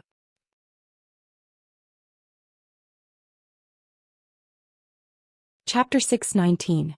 Let's talk about Mr. Shueiyue first. Lu Baishui looked straight at Li Yunxin without a trace of fear. "I never knew he was the Dragon King of the East Sea. Just like how I never knew you were the Dragon King of the East Sea. How did I get to know him? It's very simple. I'm a thief on the sea. One day more than 10 years ago Mr. Shueiyue found me and said that he was a strange person living in seclusion in the East Sea, working for the Dragon King of the East Sea. He asked me to help him. The help I did was something I did casually, when I plundered the merchant ships. If I caught some scholars or craftsmen I would first place them in Aquarius Bay. When there were more people he would bring them to Penglai Island in the East Sea. He said that the Dragon King of the East Sea was going to build a palace and needed such talents. After going there he could get rid of his previous poor days and live like an immortal." Li Yunxin's pen tapped on the paper again and he couldn't help but laugh, but he didn't look at Lu Baishui. "So you really believed him? Speaking of which, let me change the subject. Brother Lu, you are a righteous and upright person on the continent. But on the sea, you became a pirate who plundered the sea and even engaged in human trafficking. I really don't understand. Why did you choose such a way of life?" Li Yunxin's tone was flat, and it was hard to tell whether he was really puzzled or mocking. At this moment Lu Baishui stood in front of him looking a little embarrassed. Previously, Mr. Shueiyue set off a big wave on the sea, and the seawater soaked the bodies of the people who were still on the deck. Lu Baishui's hair and clothes were wet and stuck to his body, and he didn't look as cool as before. But at this time, after hearing Li Yunxin's question, he still looked very calm. "I became the Sea King to return a favor. I met the former Sea King on the land in my early years and received his favor. Later, before he died, he asked me to avenge him, so I naturally kept my promise. But after avenging him, there are thousands of pirates in the Aquarius Bay. If I let them go, the coastal area will suffer.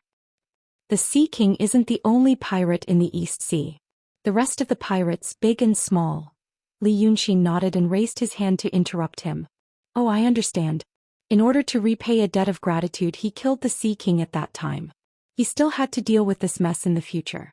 If your character hasn't collapsed yet, you should be thinking of using these forces in your hands to slowly eliminate the rest of the pirates. After that we can slowly discuss the matter of surrendering to the government or enlisting them for amnesty. Then this year." He pointed at his feet. These two ships suddenly went to the stormy waves path to find the governor, saying that they had rebelled. Was it because of this? "I'm guessing you're having an internal conflict. Some are willing to surrender while others want to be thieves." Lu Baishui put his hands behind his back. "You already know. There's no need for me to waste my breath." At this time, a sailor ran up from the previously chaotic bilge and asked Lu Baishui what they should do next. But as soon as he poked his head out, he saw the scene on the deck and was momentarily stunned. Lu Baishui turned around and asked the man about the situation under the boat. Li Yunxin allowed him to ask and turned to look at Pan He and Wu Jiasong. At this time he was drawing a picture on a table. Lu Baishui stood dripping wet and talked to the sailor who was looking around in bewilderment. As for Pan He, she had a mental breakdown and was wailing loudly. Now no one was paying attention to her and she was sobbing softly. Wu Jiasong was lying beside her, not knowing if he was dead or alive. She cried for a while and crawled over to feel his pulse. Li Yunxin could somewhat understand this woman's mood at this time. She was originally a Freemasonry master with her own business. Although the man beside her was good to her, it was nothing compared to the vast space in her career. She boarded the boat and wanted to entice Xianxia to go to Dragon Island. She originally thought that it would not be easy but not too difficult. Once she succeeded, she would be promoted and become a CEO or general manager. From then on she would completely get rid of the days of squeezing into the subway from 9 to 5, lacking sleep and constantly worrying about being fired. She would also have a scattered and unmotivated other half at home, who knew that when she really stepped into another world she would know how terrible it was there. From the outside it looked like a fantasy, magnificent and extravagant life. In fact, it was treacherous and treacherous. Only then did she realize that her cultivation was not enough and she barely lived. No one on the boat was someone she could fight. They were all more powerful than her and more capable than her. She suffered setbacks at every step. She lost her past and didn't get a bright future. So she began to miss the fragmented warmth and simplicity of the past. Regardless of whether this feeling was long-lasting or temporary, at this moment, Pan-hee must have lost all her self-confidence and self-esteem, and when she was in an extremely low mood, she once again remembered Wu Jiasong's good side. Fortunately, the slap wasn't light, but it wasn't fatal. She wanted to stab him again but was stopped by Mr. Shueiyue. Then she saw Li Yunxin appear. She knew that this matter was over. Originally he wanted to get close to Xianxia. But with Li Yunxin, that fiend around, what else could he do? Li Yunxin looked at her shivering and miserable appearance in the cold wind and rain and laughed. It's a little too late to regret now. I guess your man has a skull fracture and brain hemorrhage. His liver was also ruptured by you. Oh, his intestines are like fried dough twist. Won't he shit out of his mouth later? Speaking to this point, he paused for a moment before continuing. Anyway, it's hard to save him with medicine. How about this? You tell me everything you know about the Freemasons' hideout and personnel system. I'll save his life. How about this? Pan-hee looked at him with tears in her eyes. You, she wanted to agree. But there was always a glimmer of hope in her heart, like a spark hidden in the embers. She felt that maybe by chance, there might be a chance to turn things around. She had lost too much and was about to become a bankrupt gambler. Although stopping was a wise choice, there was also the terrifying temptation of turning things around. Just as she was hesitating, the cabin door on the second floor finally opened with a loud bang. When Mr. Shueiyue was here, she used her supernatural power to seal the cabin door. Thus, Xianxia was trapped inside, not knowing what had happened outside. At this time, since Mr. Shueiyue's doppelganger had dispersed, the restriction had also loosened. But even so, it took a lot of effort to blast open the cabin door. He saw the scene in front of him. Xianxia saw Li Yunxin first and immediately froze, speechless for a moment. Who would have thought that so many days had passed since they parted in Dingzhou, and now that they were on the sea, he would meet this person again?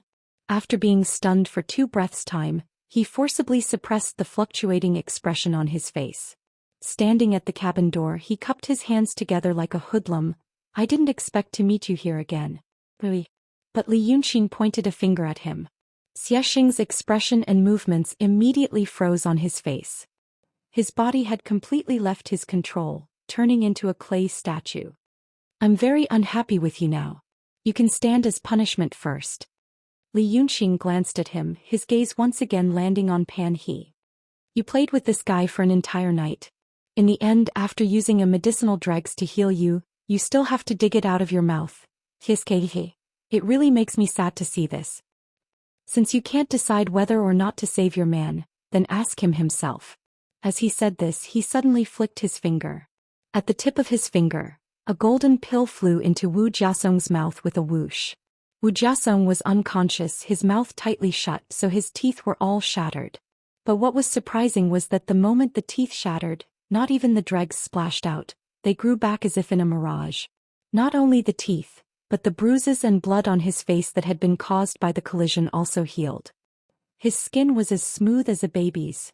His entire person looked as soft as a 180-kilogram child. The man who had narrowly escaped death let out a spasmodic gasp and suddenly opened his eyes. Like he had just woken up from a dream, he was muddle-headed for a moment and couldn't figure out the situation. Li Yunxin pointed his finger at him and stopped him. Let's take things one by one. Brother Lu, now that you've finished explaining, can you continue? At this time, Lu Baishui had already given the sailor many instructions and sent him away. There were only these few people left on the deck. However, the relationship between these few people was extremely complicated, and they were constantly scheming against each other. It was even more lively than the 100 or so people in the cabin. He looked at Xianxia, Wu Jiasong and Pan-hee. Then he looked at Li Yunxin. You can already guess what I want to say.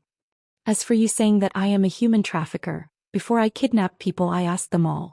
Those who had good family backgrounds, wives and parents to support, I let them go when I could. Most of the people I took away were exiled and had a poor life. Maybe there were times when I made mistakes, but I was originally a pirate. I tried my best. As for Mr. Shui Yue, Lu Baishui looked at Li Yunxin.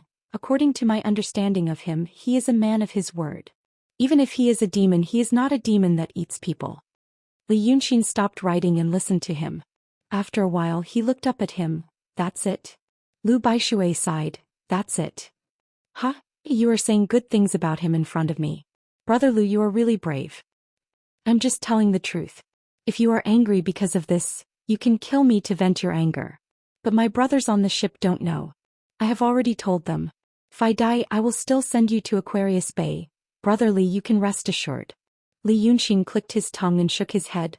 Brother Lu, you are the first one to make me angry and live until now. Do you know why I am so tolerant of you? Lu Baishui did not speak. Li Yunxin picked up her brush and thought for a while. She said softly, there are different kinds of people. The first kind are good people. Good people are naturally good people. Honest, friendly, amiable, decent and moral. But these kinds of people are too few. His eyes returned to the paper. There were some shapes on the paper. It was not a drawing method known to this world. Big and small whirlpools and circles densely covered the sea and sky. At first glance, it made people feel strange and frightened, as if the whole world was made up of these flowing circles and lines, and if they were not careful, they would be sucked in.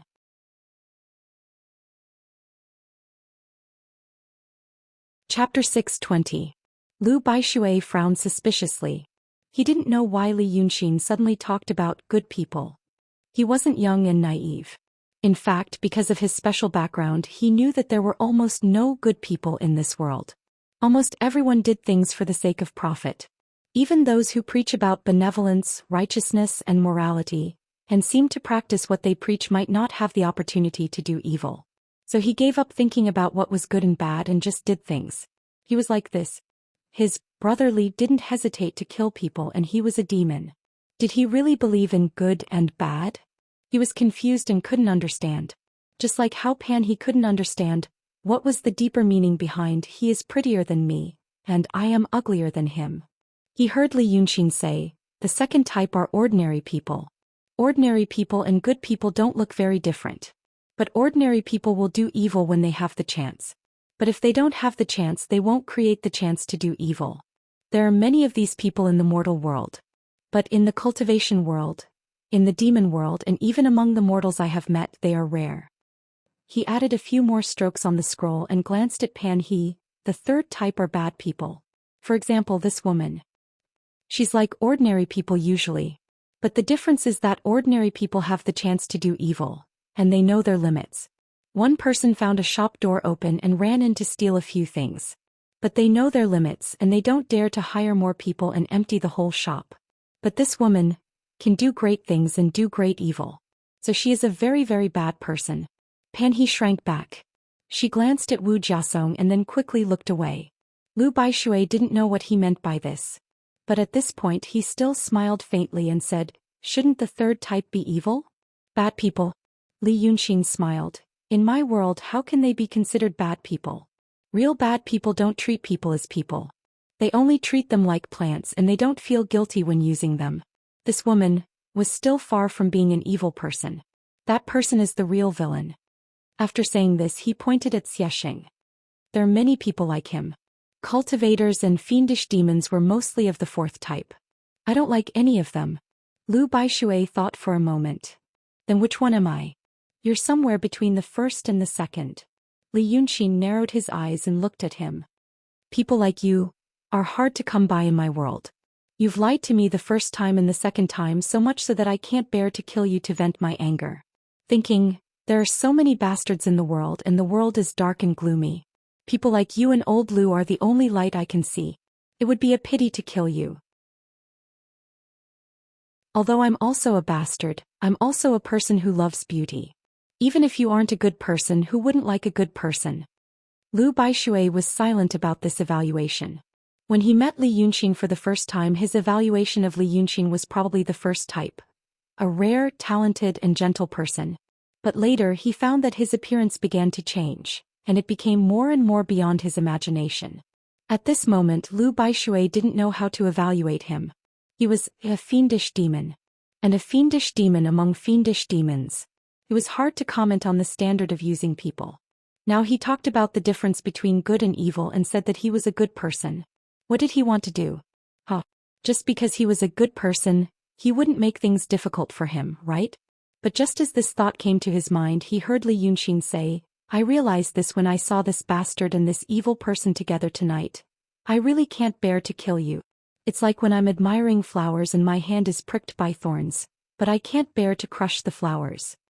So we're fine. I believe what you said.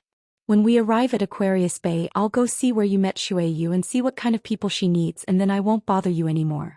Lu Baishui frowned. You? He wanted to ask, is this true? But he also felt that if he asked it would be rude to Brother Li and also to himself. He was prepared to die, in the worst-case scenario. But now the clouds suddenly parted and the moon brightened up, which made him a little helpless. So he was stunned for a while and then said, Brother Li, you're so broad-minded. Li Yunxin laughed. You saved yourself. If you are the second or third kind of person. Originally I planned to care about your life and death when we reached the sea. So you see, evil people are annoying. Speaking of this, he pointed at Xianxia. You're an annoying evil person. Damn it. Previously I kept you alive and coaxed you not to force yourself because I thought I could get more information by secretly observing you. But now. First of all, I understand one thing. Second of all, you and I have been exposed. Li Yunxin's expression became cold. So I don't have the mood to play with you anymore. 3 questions. First, what kind of world do you come from? Second, what secrets do you have? Third, what kind of person is a celestial being? After saying these, I'll let you die a quick death. Because of this finger, Xianxia could move freely. But now that he had some cultivation, he knew better than Lu Baishui how strong this person in front of him was. Not to mention anything else, just the pill he used to save that man just now. Compared to the pill he used to treat Panhee's injuries and dug out of her mouth, it was like the world's top delicacy was rotten food in the mud. This thing, he used it to save a mortal. Xianxia slowly moved his body, aware of a strong sense of crisis. He calmed himself down and let out a sigh. You really are not one of us. So who are you? He had reason to believe that one of us was protecting him. Maybe he would have to wait for the real crisis to appear, or maybe he would need time to come. So he wanted to delay as much time as possible. After the enemy succeeded, it was usually effective to induce him to reveal his identity and purpose. It was not unreasonable for villains to like to talk a lot. Ordinary people would like to show off when they bought a new affordable product, not to mention a victory that was a matter of life and death. Li Yunxin said softly, Me? I was once mistaken for you by your people. I suffered for you and also enjoyed a blessing for you. But in the end I found you before your people. If you are still asking me questions after the count of 3, you will die miserably. Now let me say it. When he said these words, he did not avoid the 3 people on the deck and his hands did not stop. But it seemed that his creation had hit a bottleneck and his pen moved slowly, and from time to time he looked up at Xianxia as if he wanted to look at him carefully. If Xianxia knew painting, he should be terrified now. Because Li Yunxin was carefully observing the flow of his qi, his appearance and his form. Xianxia was shocked. If what Li Yunxin said was true, it meant that he might really fall into this guy's hands now, and the help he thought before was gone. He wanted to save himself. Between momentum and power, he barely had the former. Realizing this, he no longer maintained a cautious and humble attitude, and also laid his cards on the table. I see. Good. So from the time you met me I have always been in your plan. So the little monster protection you said before was also misled by you? Xianxia said as he looked at Li Yunxin's expression. The latter did not hide his pride or affirmation, so Xianxia immediately got the answer. He smiled and shook his head, pacing 2 steps. Since you can ask me where I come from, then you are not from our world. But you should know a little about us. I will tell you one thing. My world is far more powerful than you can imagine. You people are trapped on the ground and the sea and you feel free to fly in the sky. But in my world we travel the universe and break the void. You should have a general idea of what I said. You can threaten me. But if I die, someone else will come, Xianxia said calmly. I advise you not to be my enemy. Li Yunqing thought for a moment. This reaction made Xiaxing feel a little relieved. So he wanted to change his tone and say something else. To give this person a way out. Temporarily get over this disaster. And then, but he saw Li Yunqing smile. Travel the universe and break the void. You want to say you can travel the universe? Xiaxing was stunned. Lu Baishui and Pan He were also stunned. But the two of them did not know what travel the universe meant, and Xiaxing was confused because how could he say these words? If he knew these words, why did he ask where he came from? If what you said is true, it is indeed more powerful than my world. But you didn't answer my question. You have one last chance to answer my 3 questions honestly. Now I will say 2. Xiaxing frowned in surprise. Are you crazy? Since you are not from here, you should know that this place can be destroyed at any time. What I know is the only way to save you. How dare you threaten me now? Destroyed at any time? Li Yunqing tilted his head and thought for a moment. Fresh. Do you mean at any time? Or a few thousand years later, at most 100,000 years? Xiaxing stared at him. Maybe we don't have the same definition of the word at any time. At least a few thousand years. That's enough for me to live freely. Li Yunqing thought for a moment. So now you still want to hide it from me? I will say 3. Xiaxing was even more surprised. Even if it's 1,000 years, are you willing to stay here? It's not like you haven't seen the outside world. Can you endure here? Li Yunqing sighed and interrupted him. Why not? For me, my life in this world, at least for now, is the real life, my friend. As he said, he put down his pen, took out a scroll from his sleeve and unfolded it on the table.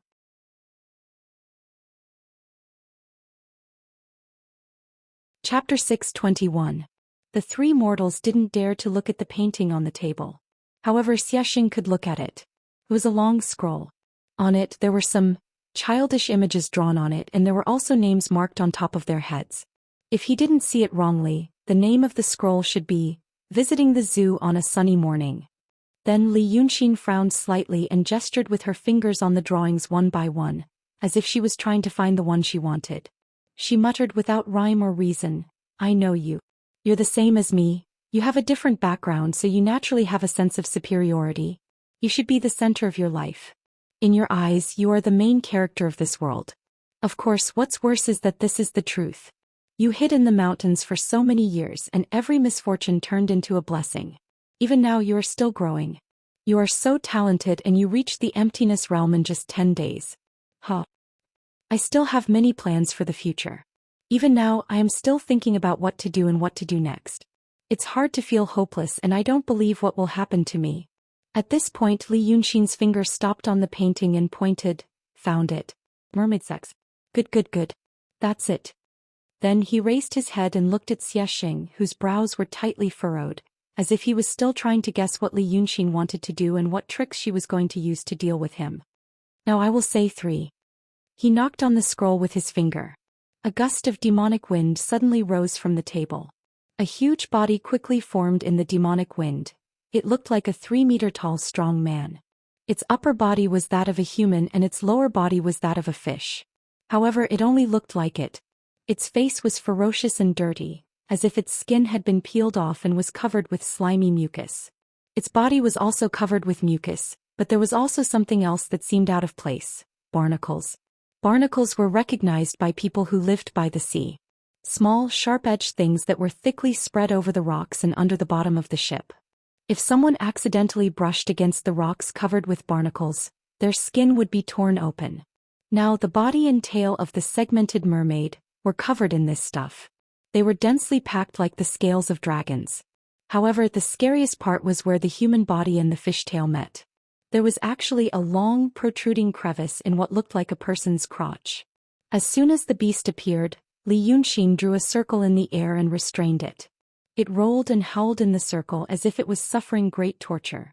Then the crack beneath him suddenly opened, and out popped a giant object the size of an adult's arm. In the end, it was a non-human beast.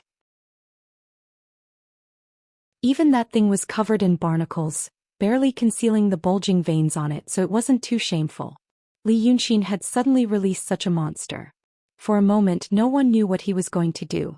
With a flick of his finger, Another golden core shot into the strange beast's mouth.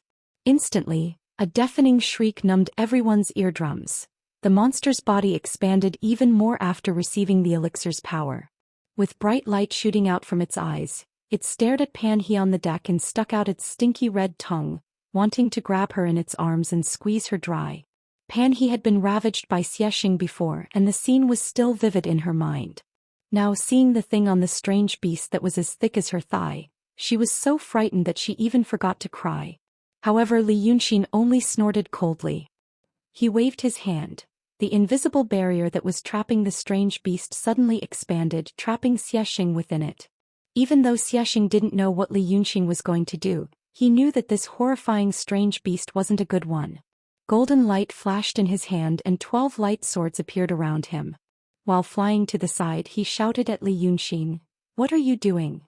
You dare to kill me? You're seeking death. Idiot."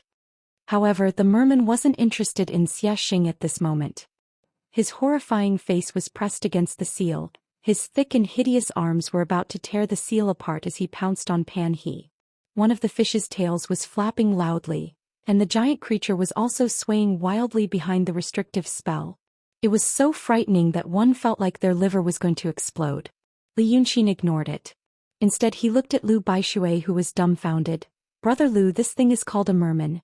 Said to be a strange beast that lives in the sea. Have you seen it before?" How could Lu Baishui say anything? He just shook his head subconsciously. Li Yunxin picked up the brush again and waved his finger at Wu Jiasong, making him tilt his head so that he could see Xianxia. While continuing to draw, he said, "It's said that this thing is lascivious." Lascivious? Of course, it wants to lascivious the opposite sex first. But if there is no opposite sex, it's okay for a man to do it. Because this thing doesn't eat seafood and needs to collect yang and yin essence to live. If it yells at me rudely like this, it will notice it soon.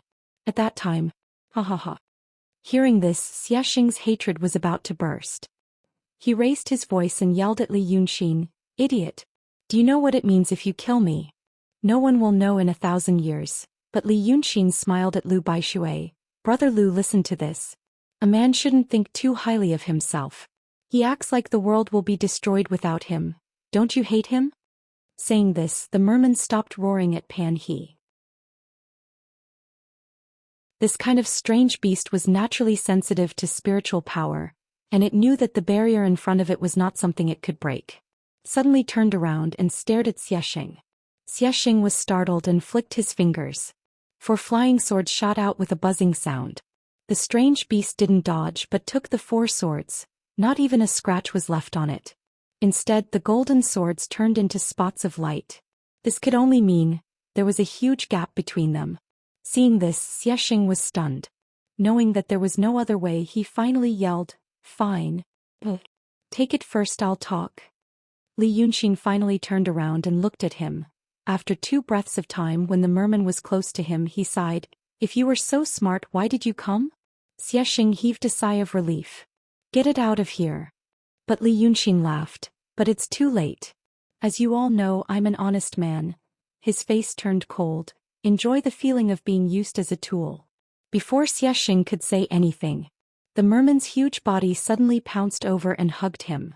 A spot of light suddenly appeared in his arms, which was the golden swords protecting Xianxia were all broken. Screams sounded. Li Yunxin flicked his fingers and the barrier disappeared. The merman suddenly turned around, holding Xianxia tightly and falling into the water. The screams suddenly stopped and only the sound of water splashing could be heard. The force was so strong that even the huge ship seemed to be swaying rhythmically. After 3 or 4 breaths of time, a large amount of red blood appeared on the surface of the sea. The onlookers were dumbfounded. Li Yunxin, however, frowned. "Useless stuff." He hooked the merman with his free hand. The merman's huge body was like a fish on a hook, and it was pulled up by an invisible force, tossing and turning continuously. They also saw that the strange beast was holding a human figure tightly in its arms. The reason why it was a human figure was because the skin on its head was torn and the flesh was exposed. Especially in its mouth there was a bloody hole. At this moment, it wasn't its mouth that was injured but its lower body. The lower body roared angrily because it was pulled out of the water and it moved vigorously. Every time it moved, a large amount of flesh and blood would splatter. Even Lu Baishui frowned and looked away. However, one person didn't turn his head.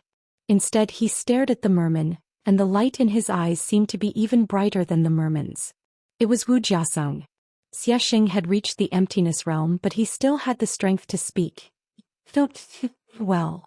The merman seemed to hate people talking. As soon as it heard him speak, it immediately turned the body in its hand and struck it hard. With a paw sound, brains splattered everywhere. It actually pierced through the head of an emptiness realm cultivator. Xiaxing finally stopped breathing. He couldn't be more dead. However, the merman's corpse was still there. Lu Baishui couldn't bear to watch. Li Yunqing was quite interested. He clicked his tongue and said, "This merman has such a strong spirit. Can even compete with a strange beast called a teddy.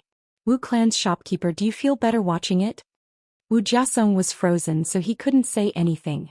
But the resentful splendor in her eyes clearly answered his question. Li Yunqing waved his hand and patted the scroll. The merman, which was originally transformed by the demonic wind, suddenly turned back into the demonic wind in midair. He became the abstract and funny figure on the scroll again. Xiaxing's body fell on the deck. He could not bear to see it. Only a head and 4 limbs could be seen. His body had turned into a bloody paste. The merman's body was full of barnacles that were as sharp as knives. It was hard to imagine how painful it was to fall into the sea while carrying him. But compared to the physical pain, perhaps the mental torture was even more fatal. He was shocked like a wooden statue. He didn't move or speak. Lu Baishui took a few steps back to stay away from the corpse. He was ready to die when he talked to Li Yunqing. Now when he saw Xiaxing's miserable state, he took a deep breath. If it was him just now, once he had this thought, he immediately moved his eyes away from Li Yunqing. A quarter of an hour ago he dared to comment on Brother Li. But now, after witnessing what he had done, he felt that there was nothing more to say. It wasn't because he was disappointed. But when 2 ordinary people met, they might be able to make some comments about each other. Even if one of them had more wealth and power, as long as it was within an acceptable range, they would still be able to remain calm and collected in relative situations. However, if one of them had the most powerful power in the world, such as becoming an emperor, then it was unlikely that he would have a friend. And it would be difficult for that friend to comment on him. Because from a certain point of view, they were already 2 different kinds of creatures. Lu Baishui now saw Li Yunqing's magical powers and methods. He finally realized that the person in front of him was not his brother Li. He was a demon, not a human. You're tuning in to the Zhou Xian's Legacy YouTube channel. Don't forget to subscribe and join us on this journey to catch the most captivating stories.